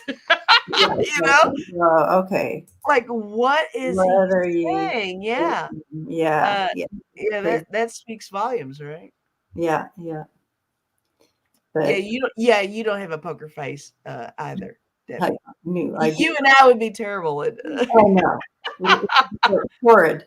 Yeah. Thank you for the donations, Rose, and she's playing. There's a bingo game out that you could have downloaded the bingo cards, and it had all the the key points or something. Oh, that's funny. I love that. That's clever as hell. She was showing that, and then so thank you for that. And all right, so they're still showing. He's probably, his diaper is full at this point. If this is truly an intermission, he is like, he's losing it. I think I just don't understand how are we back? Presidential debate tonight. We're going to continue here, and I want to turn to the war in Ukraine. We're now 2.5 years into this conflict. Mr. President, it has been the position of the Biden administration that we must defend Ukraine from Russia, from Vladimir Putin, to defend their sovereignty, their democracy, that it's in America's best interest to do so, arguing that if Putin wins, he may be emboldened to move even further into other countries. You have said you would solve this war in 24 hours. You said so just before the break tonight. How exactly would you do that? And I want to ask you a very simple question tonight. Do you want Ukraine to win this war? I want the war to stop. I want to save lives that are being people being killed by the millions. It's the millions. It's so much worse than the numbers that you're getting, which are fake numbers. Look, we're in for 250 billion or more, because they don't ask Europe, which is a much bigger beneficiary to getting this thing done than we are. Oh my They're in for God, just answer a question. $1 less, because Biden and you don't have the courage to ask Europe like I did with NATO. They paid billions and billions, hundreds of billions of dollars. Billions. Either you pay up or we're not going to protect you anymore. So that's maybe one of the reasons they don't like me as much as they like weak people. But you take a look at what's happening. We're in for 250 to 275 billion. They're into 100 to 150. They should be forced to equalize. With that being said, I want to get the war settled. I know Zelensky very well, and I know Putin very well. I have a good relationship, and they respect, of course, the president. Okay, they respect me. They don't You're respect at the popular kids table at the What lunchroom. He hasn't even made They a all phone love call in you. 2 years to Putin. Hasn't spoken to anybody. They don't even try and get it. That is a war that's dying to be settled. I will get it settled before I even become president. If I win, when I'm president-elect, and what I'll do is Earl, did he answer the question? No. I'll get them together. That war would have never happened. And in fact, when I saw Putin after I left, unfortunately left because our country has gone to hell. But after I left, when I saw him building up He hates America. after I left, He hates I the said, United "Oh, States. You must be negotiating. It must be a good, strong point of negotiation." Well, it wasn't, because Biden had no idea how to talk to him. He had Why are no- we talking about Biden? And now you have millions of people dead, and it's only getting worse, and it could lead to World War III. Don't kid yourself, David. We're playing with World War III, and we have a president that we don't even know if he's. Where is our president? We don't even know if he's a president. And just to clarify they here, threw him out of a campaign like a dog. We don't even know. Is he our president? But we have a president, Mr. President, that doesn't know he's alive. your time is up. Just to clarify, Oh my God, you believe- he is losing it.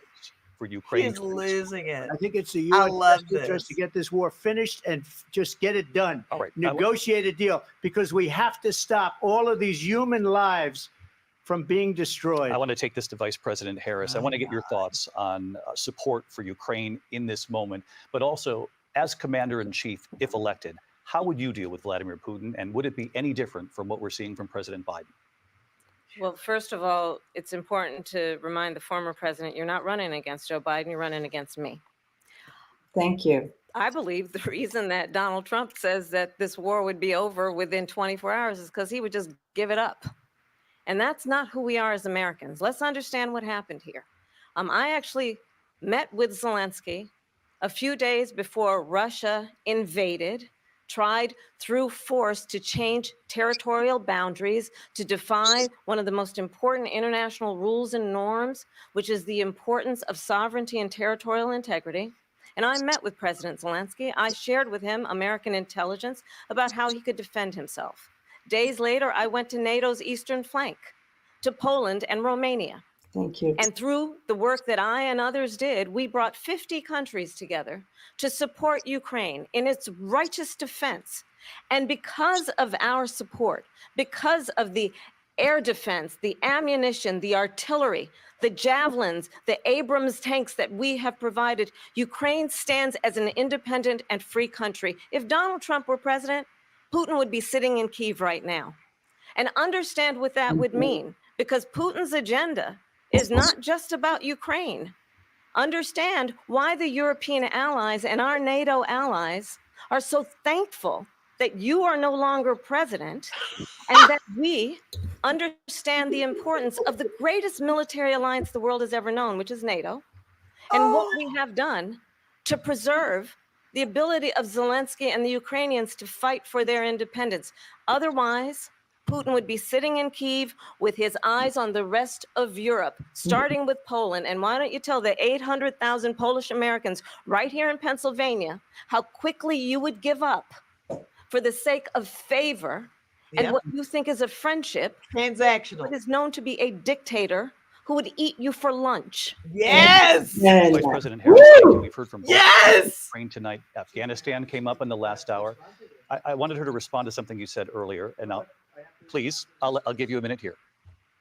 Putin would be sitting in Moscow, and he wouldn't have lost 300,000 men and women, but he would have been sitting in Moscow. Quiet, please. He would have been sitting in Moscow, much happier than he is right now. But eventually, you know, he's got a thing that other people don't have. He's got nuclear weapons. They don't ever talk about that. He's got nuclear weapons. Nobody ever thinks about that. And eventually, maybe he'll use them, and maybe he hasn't been that threatening. But he does have something we don't even like to talk about. Nobody likes to talk about it. But just so you understand, they sent her to negotiate peace before this war started. 3 days later, he went in and he started the war because everything they said was weak and stupid. They said the wrong things. That war should have never started. She was the emissary. They sent her in to negotiate with Zelensky and Putin. And she did. And the war started 3 days later. And that's the kind of talent we have with her. She's worse than Biden. In my opinion, I think he's the worst president in the history of our country. Can he not stop with the Biden president in the history of our country? But let me tell you something. She is a horrible negotiator. They sent her in to negotiate. As soon as they left, Putin did the invasion. President Trump, thank you. You did bring up something. You said she went to negotiate with Vladimir Putin. Vice President Harris, have you What ever planet met are we Vladimir on? Putin? Can you clarify tonight? Yet again, I said it at the beginning of this debate, you're going to hear a bunch of lies coming from this fella. And that is another one. When I went to meet with President Zelensky, I've now met with him over 5 times. The reality is it has been about standing as America always should, as a leader upholding international rules and norms, as a leader who shows strength, understanding that the alliances we have around the world are dependent on our ability to look out for our friends and not favor our enemies because you adore strongmen instead of caring about democracy. And that is very much what is at stake here. The President of the United States is commander-in-chief. And the American people have a right to rely on a president who understands the significance of America's role and responsibility in terms of ensuring that there is stability and ensuring we stand up for our principles and not sell them for the benefit of personal flattery. We've talked about Ukraine and Vladimir Putin. I do want to talk about Afghanistan. It came up in the first hour of this debate. I want to move on to Afghanistan. Said Trump did the most amazing thing I've ever seen. He got these countries, the 28 countries at the time, to pay up. He said, I've never seen. He's the head of NATO. He said, I've never seen. For years, we were paying almost all of NATO. We were being ripped off by European nations, both on trade and on NATO. I got them to pay up by saying one of the statements you made before, if you don't pay, we're not going to protect you. President Otherwise, Trump. we would have never gotten it. He said it was one of the most incredible jobs. The moderators are actually trying to save his ass. They're like, shut up. Came up in the first hour of the debate. And we witnessed a poignant moment today on Capitol Hill, honoring the soldiers who died in the chaotic withdrawal from Afghanistan. I do want to ask the Vice President, do you believe you bear any responsibility in the way that withdrawal played out? Well, I will tell you, I agreed with President Biden's decision to pull out of Afghanistan. 4 presidents said they would, and Joe Biden did.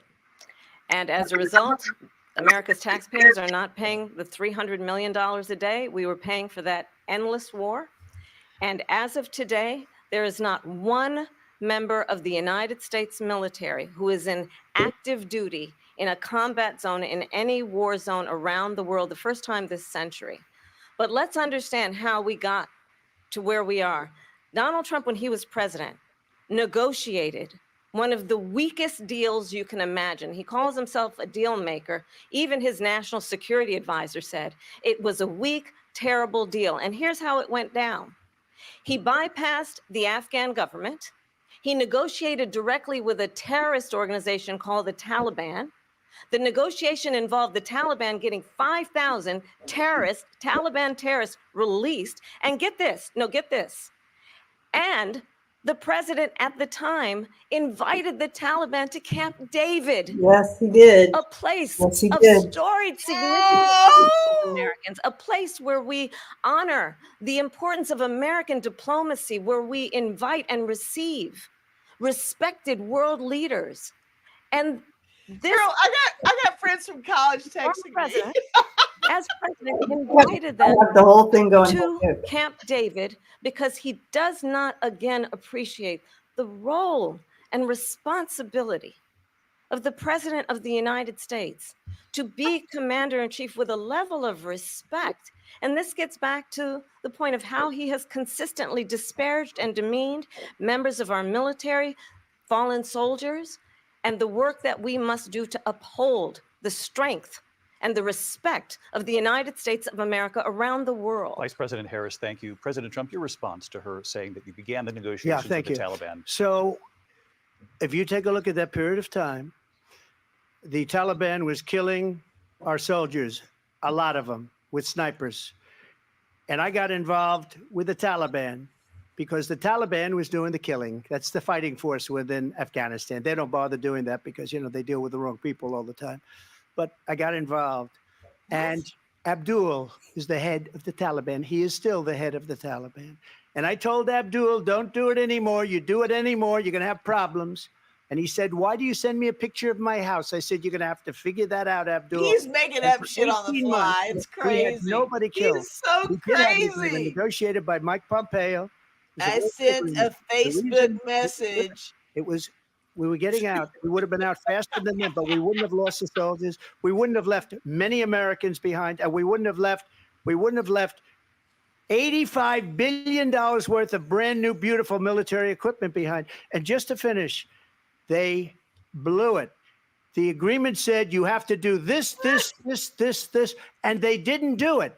The agreement was terminated by us because they didn't do what they were supposed to do. I want to move on. And these people did the worst withdrawal, and in my opinion, the most embarrassing moment in the history of our country. And by the way, you are the most embarrassing in Ukraine our country because they saw how incompetent she and her boss are. President Trump, thank you. He still hasn't said her name. You noticed that, right? Mr. President, you recently said of Vice President Harris, quote, I didn't know she was black until a number of years ago. She wanted to turn black, and now she wants to be known as black. I want to ask a bigger picture question here tonight. Why do you believe it's appropriate to weigh in on the racial identity of your opponent? I don't care. I don't care what she is. I don't care. You make a big deal out of something. I couldn't care less. Whatever she wants to be is okay with me. Those were your words. So I don't know. I mean, all I can say is I read where she was not black, that she put out. And here she goes. And I'll say that. And that then she put out that she was black, and that's okay. Either one was okay with me. That's up to her. Up to her. Vice President Harris, your thoughts on this? Oh my God. I think honestly, I think it's a tragedy that we have someone who wants to be president who has consistently, over the course of his career, attempted to use race to divide the American people. Oof. I do believe that the vast majority of us know that we have so much more in common than what separates us, and we don't want this kind of approach that is just constantly trying to divide us, and especially by race. And let's remember how Donald Trump started. He was he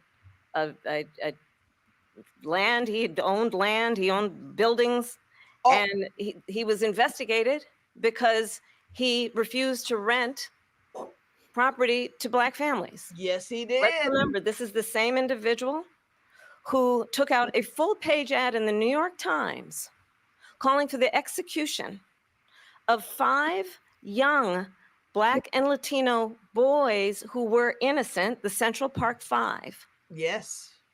Took out a full-page ad calling for their execution. This is the same individual who spread birther lies about the first Black president of the United States. Absolutely. And I think Girl, she's going there. Want better than that. Want better than this. Oh my God. Want someone who understands, as I do, I travel our country. We see in each other a friend. We see in each other a neighbor. We don't want a leader who is constantly trying to have Americans point their fingers at each other. Thank you. I meet with people all the time who tell me, can we please just have discourse about how we're going to invest in the aspirations and the ambitions and the dreams of the American people? Thank you. Knowing that regardless of people's color or the language their grandmother speaks, we all have the same dreams and aspirations and want a president who invests in those, not in hate and division. Thank you. Thank you. Lindsay? President Trump, this is now your 3rd time. This is the most divisive presidency in the history of our country. He's got to be fucking kidding me. And they come up with things like what she just said. Going back many, many years, when a lot of people, including Mayor Bloomberg, agreed with me on the Central Park 5, they admitted, they said, they pled guilty. He will never apologize for that. They badly hurt a person, killed a person ultimately. No. And if they pled guilty, then they pled still saying that they're guilty. But he can't back down on that. It has to stretch back years, 40, 50 years ago. because there's nothing now. I built one of the greatest economies in the history of the world. No, and you we're gonna didn't. build it again. It's You gonna did be not. better and stronger. You're an idiot. They're Go destroying to the jail. economy. Go away. No Leave us idea what a alone. good economy is. Their oil policies, every single policy. And remember this, she is Biden. You know, she's trying to get away from Biden. I don't know the Leave gentleman. Biden's name out of this debate. The worst inflation we've ever had, a horrible economy because inflation has made it so bad, and she can't He's get still away with trying that. to debate someone who is not part of the debate. Briefly. Clearly, Oh my I'm not Joe God. Biden, and I am certainly not Donald Trump. And what I do offer is a new generation of leadership for our country. One who believes in what is possible, one who brings a sense of optimism about what we can do instead of always disparaging the American people. I believe in what we can do to strengthen our small businesses, which is why I have a plan. Let's talk about our plans and let's compare the plans. I have a plan. Yes. Give startup businesses $50,000 tax deduction to pursue their ambitions, their innovation, their ideas, their hard work. I have a plan, $6,000 for young families for the first year of your child's life to help you in that most critical stage of your child's development. I have a plan that is about allowing people I to love that she keeps saying, pursue I have a what has been plan. fleeting in terms of the American dream by offering a help with down payment of $25,000 down payment assistance for first-time home buyers. That's the kind of conversation, I believe, David, that people really want tonight, as opposed to a conversation that is constantly about belittling, name calling. Let's turn the page. Vice President and move Harris, forward. thank you. Let's turn to policy. President Let's Trump, turn back we to have policy. to move on. President Trump. Let's turn to policy, please. To defund the police. She has a plan to confiscate. No, she everybody's doesn't. gun. President Trump, She we has do a have to plan move to on to not other allow issues. fracking in Pennsylvania or anywhere else. Okay, That's what her plan is until just recently. I just need Lindsay, to go ahead. respond President because Trump- the President former Trump- president has said No, I'm something sorry. twice that I need to No, respond to. I'm sorry. I We're just gonna need to move on, respond Vice one President time Harris. to what he has President said Trump, this multiple is times. now your Yes. third time running for president. You have long vowed to repeal and replace They the shut her Affordable down, Care but they Act, never shut also him down. known as Obamacare. You have failed to accomplish that. You now say you're going to keep Obamacare, quote, unless we can do something much better. Last month, you said, quote, we're working on it. So tonight, 9 years after you first started running, do you have a plan, and can you tell us what it is? Obamacare was lousy health care, always was. It's not very good today. And what I said, that if we come up with something, and we are working on things, we're going to do it and we're going to replace it. But remember this, I inherited Obamacare because Democrats wouldn't change it. They wouldn't vote for it. They were unanimous. They wouldn't vote to change it. If they would have done that, we would have had a much better plan than Obamacare. But the Democrats came up. They wouldn't vote for it. I had a choice to make when I was president. Do I save it and make it as good as it can be, never going to be great, or do I let it rot? And I felt I had an obligation, even though politically it would have been good to just let it rot and let it go away. I decided, and I told my people, the top people, and they're very good people. I have a lot of good people in that administration. We read about the bad ones. We had some real bad ones too, and so do they. They have really bad ones. The difference is they don't get rid of them. But let me just explain. I had a choice to make. Do I save it and make it as good as it can be, or do I let it rot? And I saved it. I did the right thing. But it's still never going to be great, and it's too expensive for people. And what we will do is we're looking at different plans. If we can come up with a plan that's going to cost our people, our population, less money and be better health care than Obamacare, then I would absolutely do it. But until then, I'd run it as good as it can be run. So just a yes or no, you still do not have a plan. I have concepts of a plan. I'm not president. Concepts of a plan. But if we come up with something, I would only change it if we come up with something that's better and less expensive. And there are concepts and options we have to do that. And you'll be hearing about it in the All you guys 2025. Vice President baby. Harris, You in don't have anything else. 2017, you supported Bernie Sanders' proposal to do away with private insurance and create a government-run healthcare system. 2 years later, you proposed a plan that included a private insurance option. What is your plan today? Well, first of all, I absolutely support, and over the last 4 years as vice president, private healthcare options. But what we need to do is maintain and grow the Affordable Care Act. But I'll get to that, Lindsay. I just need to respond to a previous point that the former president has made. I've made very clear my position on fracking. And then this business about taking everyone's guns away. Tim Walz and I are both gun owners. We're not taking anybody's guns away. So stop with the continuous lying about this stuff. Nice. To the Affordable Care Act, understand, just look at the history to know where people stand. When Donald Trump was president, 60 times he tried to get rid of the Affordable Care Act. 60 times. I was a senator at the time when I will never forget the early morning hours when it was up for a vote in the United States Senate. And the late, great John McCain, who you have disparaged as being, you don't like him, you said at the time. He's bigger about John McCain. He got caught. He was an American hero. The late, great John McCain, I will never forget that night, walked onto the Senate floor and said, no, you don't. No, you don't. No, you don't get rid of the Affordable Care Act. You have no plan. And what the Affordable Care Act has done is eliminate the ability of insurance companies to deny people with pre-existing conditions. I don't have to tell the people watching tonight, you remember what that was like? Remember when an insurance company could deny if a child had asthma, if someone was a breast cancer survivor, if a grandparent had diabetes? And thankfully, as I've been vice president, and we over the last 4 years have strengthened the Affordable Care Act. Maybe he's going to go off just because she allowed brought for up the first McCain. time Medicare to negotiate drug prices on behalf of you, the American people. Donald Trump said he was going to allow Medicare to negotiate drug prices. He never did. We did. And now we have capped the cost of insulin at $35 a month. Since I've been vice president, we have capped the cost of prescription medication for seniors at $2,000 a year. And when I am president, we will do that for all people, understanding that the value I bring to this is that access to health care should be a right and not just a privilege of those who can afford it. And the plan has to be to strengthen the Affordable Care Act, not get rid of it. And he's lied and said that he brought down insulin too. I want to move to an issue that's important for a lot made of. a mistake. At number one, John McCain fought Obamacare for 10 years. But it wasn't only him. It were all of the Democrats that kept it going. And you know what? We can do much better than Obamacare, much less money.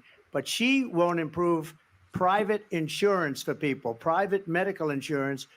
That's another thing she doesn't want to get. People are paying privately for insurance that have worked hard and made money, and they want to have private. She wants everybody to be on government insurance where you wait 6 months for an operation that you need immediately. President Trump, thank you. What? Another issue that we'd like to get to that's important for a number of Americans, in particular younger voters, and that's climate change. President Trump, with regard to the environment, you say that we have to have clean air and clean water.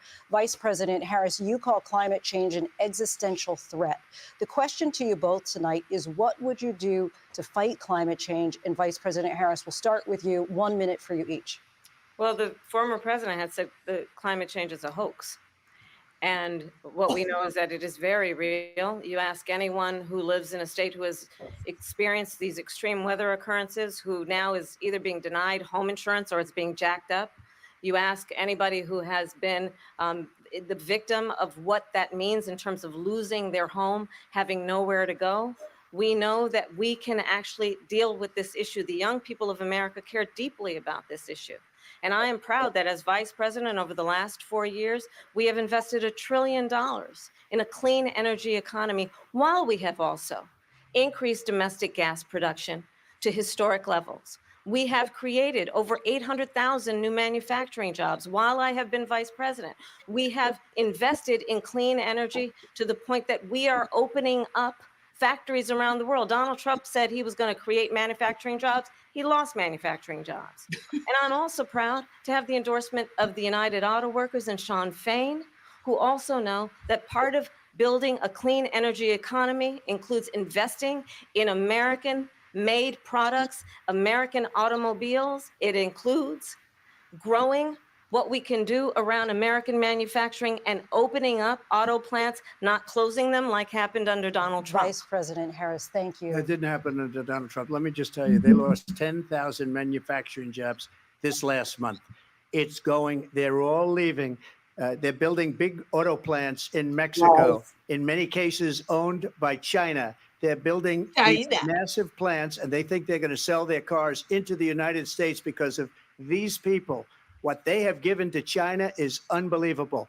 But we're not going to let that. We'll put tariffs on those cars so they can't come into our country. Here we go with the tariffs. They will kill the United Auto Workers and any auto worker, whether it's in Detroit or South Carolina or any other place. What they've done to business and manufacturing in this country is horrible. We have nothing because they refuse. Biden doesn't go after people because supposedly China paid him millions of dollars. He's afraid to do it. Between him and his son, they get all this money from Oh my God! This money from all of these different countries. And then you wonder, why is he so loyal to this one, that one, Ukraine, China? Why is he? Why did he get $3.5 million from the mayor of Moscow's wife?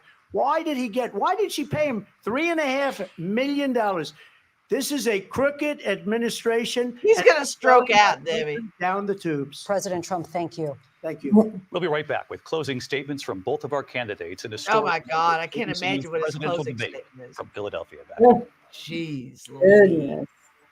girl. Holy moly. He is, oh my God. I mean, it's turning out exactly how we all thought. I mean, really, when you think about it, this isn't a surprise. It's just annoying to sit through, right? So, yeah. Well, and again, like he has some new stuff there that I was, this whole prison thing. Anyway, but wow, it's very clear. It's very clear that you have this crazy chaos happening here. But that's the thing. It's clear to us. It's clear to us. That's but true. There's so many. There's a percentage of people who think he's killing it tonight.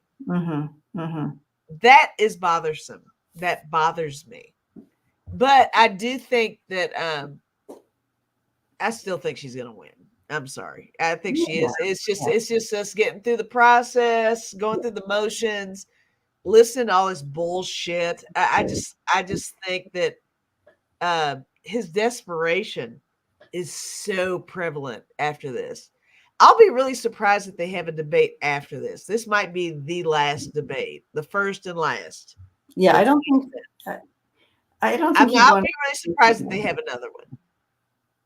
What do you think? Do you think they'll have this isn't psychic tapping in or anything, but I don't just by watching this, I don't think he would want to do it again. Yeah, I don't think so either. Yeah, and same here. I'm not woo-wooing. I'm just talking. Right. It just feels like he would not sign up for another one of these. Yeah.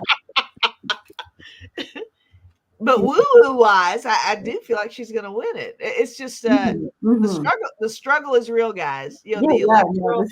The electoral college is real. I've even had people email me because I was on Denise's channel and I said that it would be close. And I got emails from people saying, oh no, it's a landslide. And I'm like, well, which is fine. I hope it is a landslide. I'm not going against that, but I feel like there's just a lot of weird nuance shit, but that could change, you read on that 2 weeks from now. Yeah, it is a landslide. Yeah, that would be awesome. Yeah, that'd be awesome. Yeah, he's showing his ass, and I'm loving this. Yeah, that is for sure. I do still feel like, and this happens when you have a narcissist up on the stage, that that they allow him more than her. And it happens. It's just so wrong. Like, like they wouldn't allow her to respond, but they'll allow him to respond to her. It's a whole deal. I'm not even kidding. I think it goes back to the whole, and I mentioned this in the video that I did. There's an imbalance with females and males. I think that sometimes males get that leeway on stuff a little bit. I think it's just kind of just the culture, Yeah. Even if she's got a whole lot to say, I think that there's a tendency to just let him say more, or unless there's some underlying something where they're like, let him keep talking because he's digging a hole for himself, you know? Yeah. I don't know if that's the case, but she wanted to do that response and they'd shut her down. And women have to work harder. Like, it's almost like they'd rather have him carry on for an hour with his bullshit than let her talk for 10 minutes about real facts. Yeah. But also when he pops in and replies. Exactly. And that shouldn't happen, right? Like it's like we're not letting her turn. Right. It's like his turn, then her turn, but then they go back to him. Yeah. So he can say something about it. It's Yeah. like, no, he shouldn't have to say anything about it. Exactly. But I see what you're saying. Absolutely. I don't know, man. It's just, this is a whole other, it's a new world in politics. It is. Are they still breaking? Here we go. Okay. Coming back on. Welcome back tonight. The time has come for closing statements, and Vice President Harris. Good timing. So I think you've heard tonight two very different visions for our country. One that is focused on the future, and the other that is focused on the past, and an attempt to take us backward. But we're not going back. And I do believe that the American people know we all have so much more in common than what separates us. And we can chart a new way forward. And a vision of that includes having a plan, understanding the aspirations, the dreams, the hopes, the ambition of the American people, which is why I intend to create an opportunity economy, investing in small businesses, in new families, in what we can do around protecting seniors, what we can do that is about giving hardworking folks a break and bringing down the cost of living. I believe in what we can do together that is about sustaining America's standing in the world and ensuring that we have the respect that we so rightly deserve, including respecting our military and ensuring we have the most lethal fighting force in the world. I will be a president that will protect our fundamental rights and freedoms, including the right of a woman to make decisions about her own body and not have her government tell her what to do. I'll tell you, I started my career as a prosecutor. I was a DA, I was an attorney general, a United States senator, and now vice president. I've only had one client, the people. And I'll tell you, as a prosecutor, I never asked a victim or a witness, are you a Republican or a Democrat? The only thing I ever asked them, are you okay? And that's the kind of president we need right now. Excellent move. Someone who cares about you and is not putting themselves first. I intend to be a president for all Americans and focus on what we can do over the next 10 and 20 years to build back up our country by investing right now in you, the American people. Vice President Harris, thank you. President Trump? So she just started by saying she's going to do this, she's going to do that, she's going to do all these wonderful things. Dude, this is your moment to say something you're doing. 3.5 years. They've had 3.5 years to fix the border. They've had 3.5 years to create jobs and all the things we talked about. Why hasn't she done it? She should leave right now, go down to that beautiful White House, go to the Capitol, get everyone together and do the things you want to do, but you haven't done it and you won't do it because you believe in things that the American people don't believe in. You believe in things like... This is his moment. He's fucking that up. Fossil fuel. We're not going to do things that are going to make this country strong, whether you like it or not.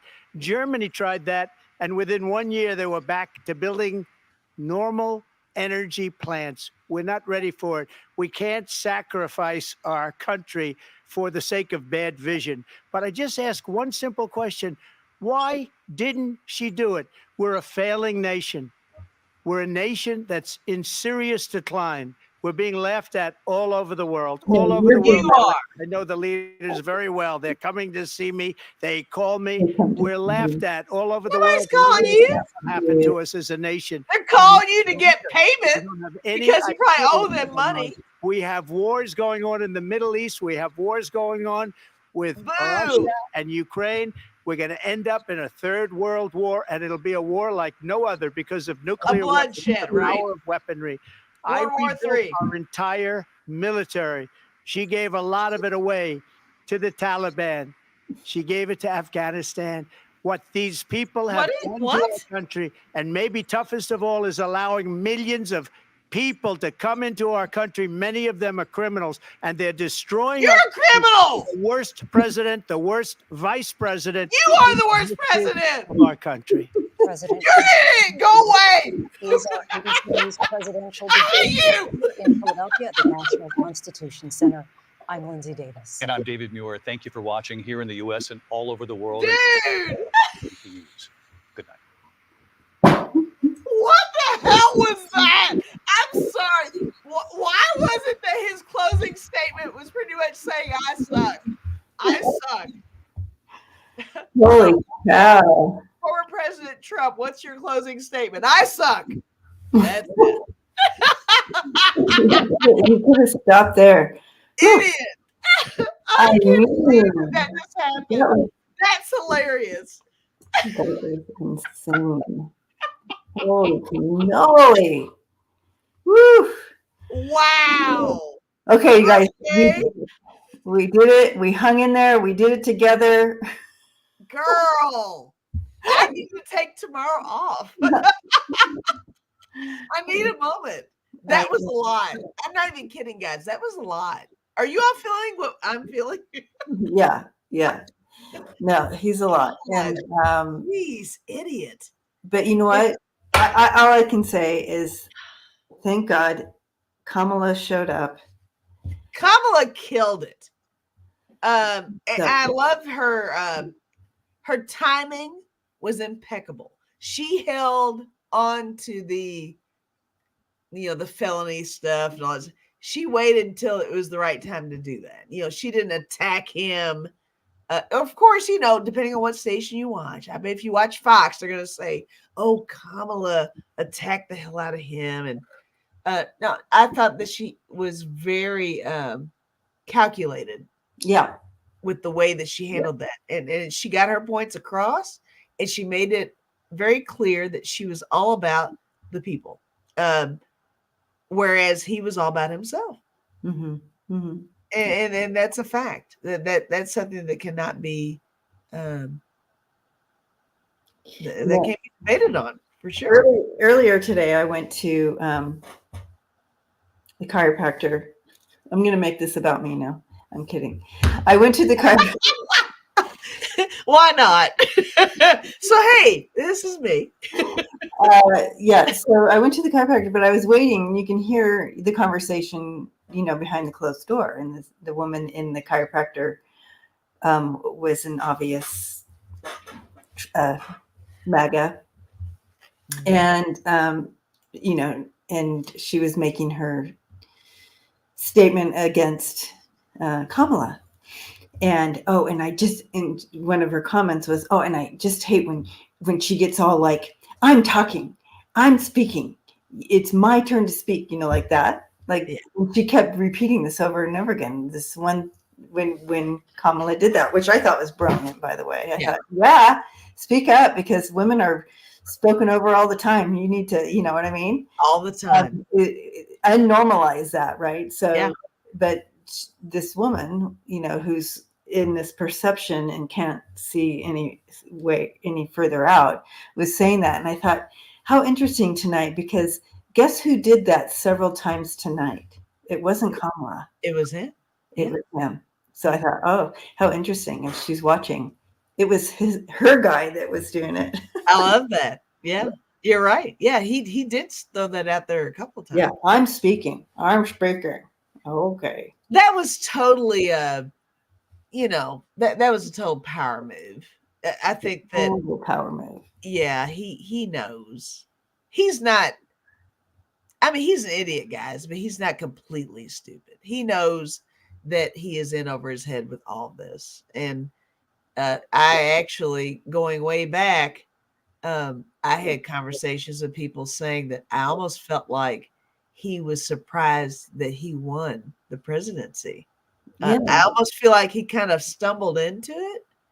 and he's just been trying to climb out of it since that, right? Yeah. But the Republicans have completely put him on a pedestal as their guy, and of course they're not going to back down. Mhm. They put so much investment into him, it would be ridiculous for them to just say, okay, yeah, he sucks, we're not going to support him anymore. So yeah, they're going to push for him. They got Fox as his mouthpiece, all that stuff. Yeah, I mean, we all know that stuff. Mhm. That's not woo woo. That's just talking. That's just. But he showed his ass tonight, and I can't wait to hear what everybody says after this is over. Looking the bear, and he kept showing up, didn't he? Oh my God, it was awesome. Yeah. Awesome. He said a whole lot of nothing. He had no substance to anything. Nothing. I can't even think of anything that he said I'm not even kidding. I really did try to come into this with just a little bit of an open mind. I mean, I know he's, I got my thing with him, but I really tried to listen when he really did say things. But everything he said was either a lie, or you could tell he was making it up as he went along. Yeah. And then with every question that he gets asked, it goes back to, let me bash Biden. He even mentioned Biden's son. What? Why? It has nothing to do with anything.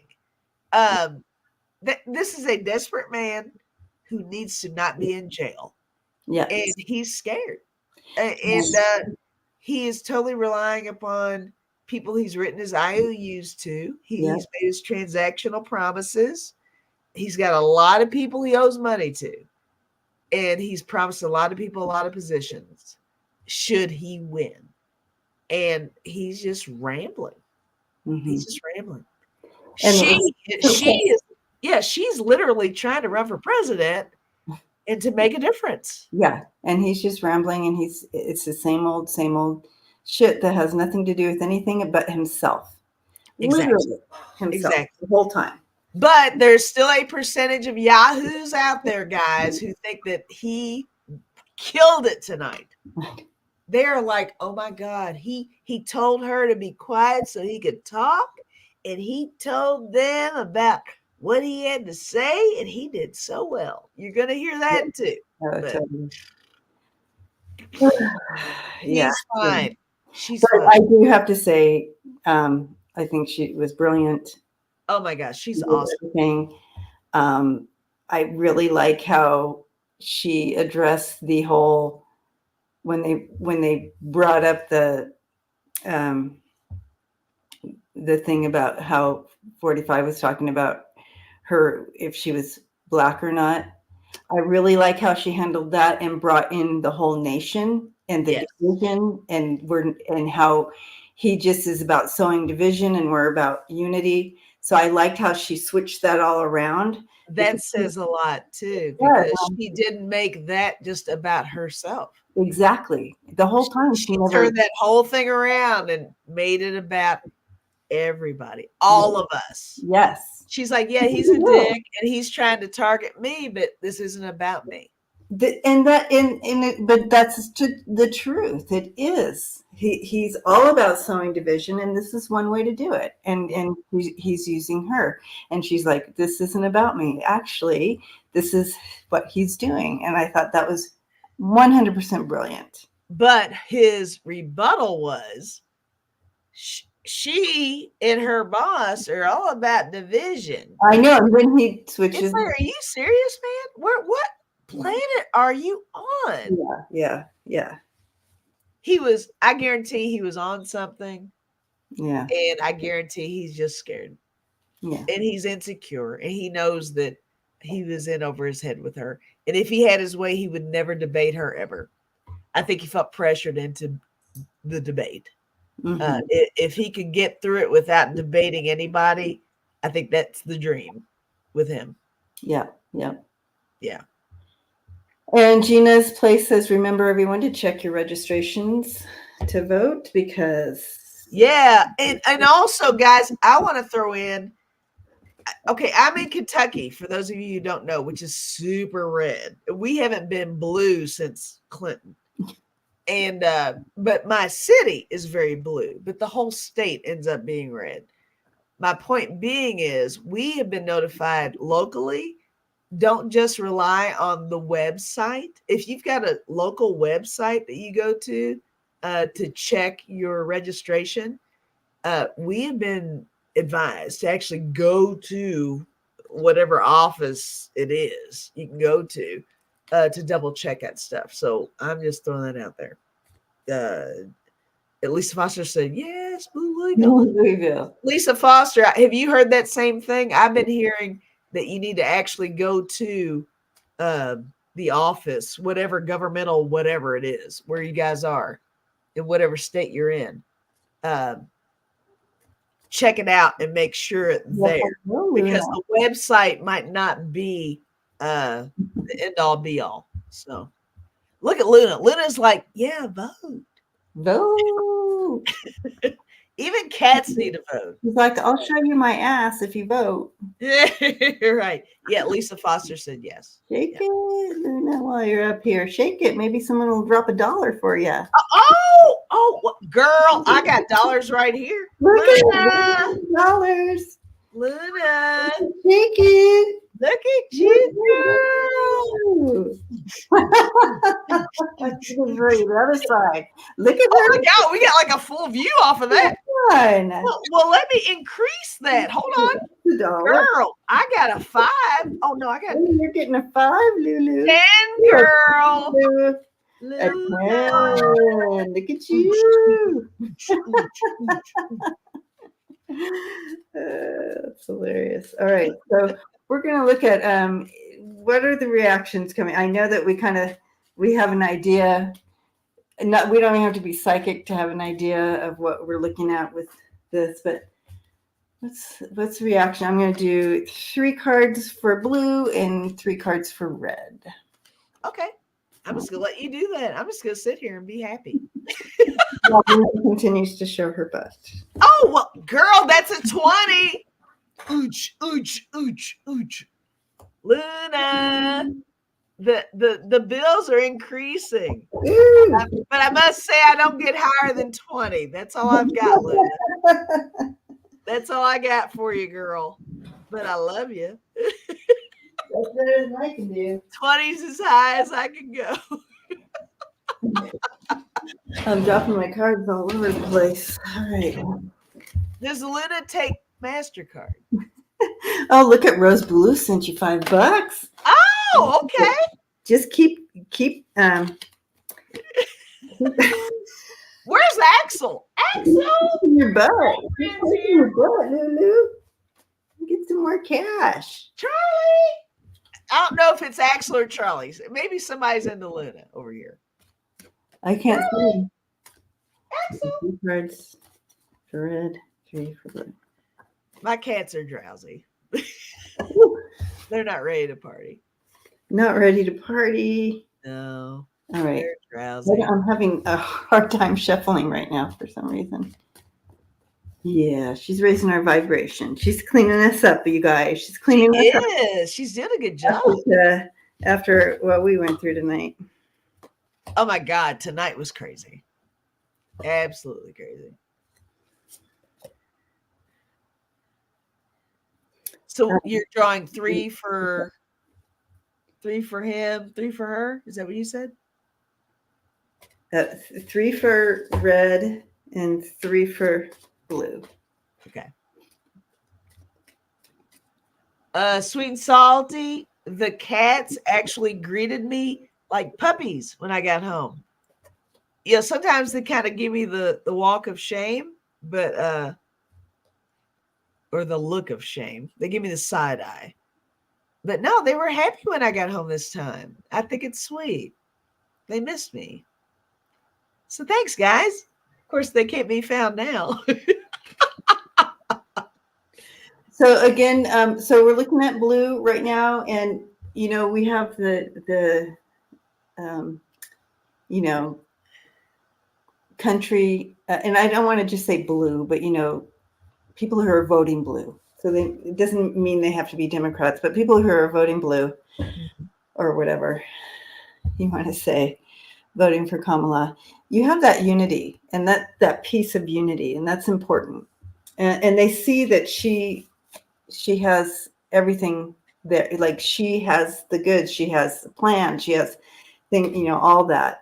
And that's my White House card, looking towards the future. And you have that star. So they're feeling good after tonight. I love that. And then you have the you have the others, and it's interesting cards here because it did start out with the sun, but then when you look at the rest of the cards, you have like an ending and a beginning, and with all this arrows coming in, and then that disappointment. So you have that kind of like disappointment, failure, feeling like it was a little bit of a failure. So some of them aren't feeling like, ooh, he was the best up there on the stage. But again, you have some who are just in that Kool-Aid that think it was great. So there's a little bit of both there. I whipped out the pendulum because Sweet and Salty said, actually to you, Debbie, is Arizona going to turn blue? My pendulum did the middle of the road thing. I'm curious to see what you get. Okay. I don't know if that means that it's in flux right now, like there's potential, but maybe you'll get something different.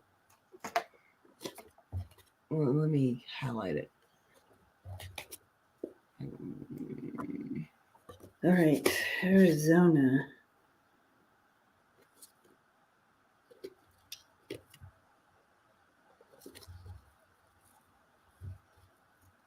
I can't find it now. Is there a woman running in Arizona?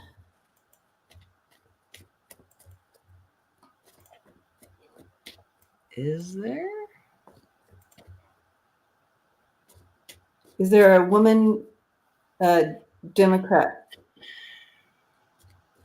Oh, Carrie Lake. That's right. She's there. She's crazy.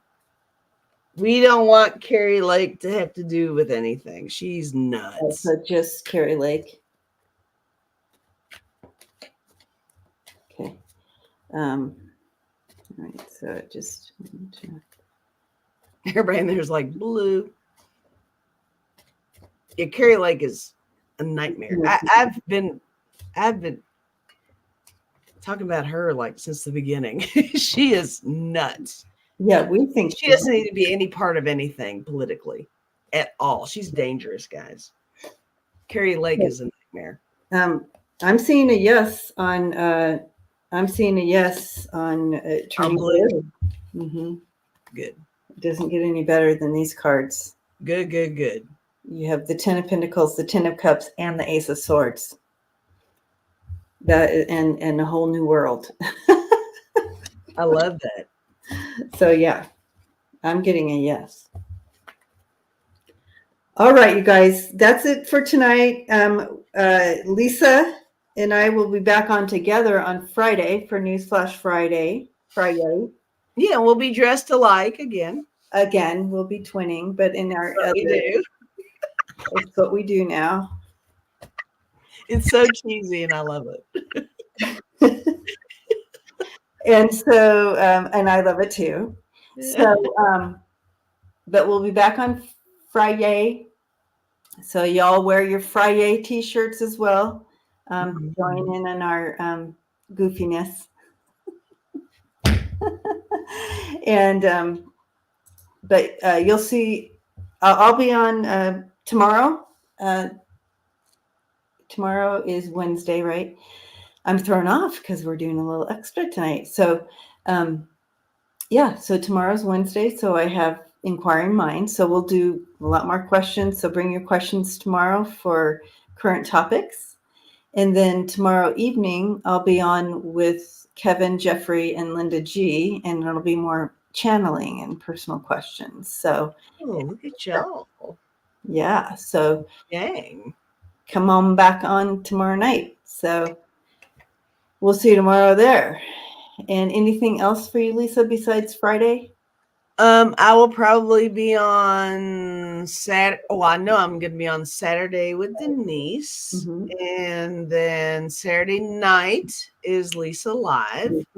And who knows, I might throw up another video of me talking about whatever the F I want to talk about. I love it. We all love that. We all love that. All right, you guys. So thanks for hanging out tonight. Yes. Again, we were in this together. We couldn't. It was tough, guys. It was rough. We know. He's a lot.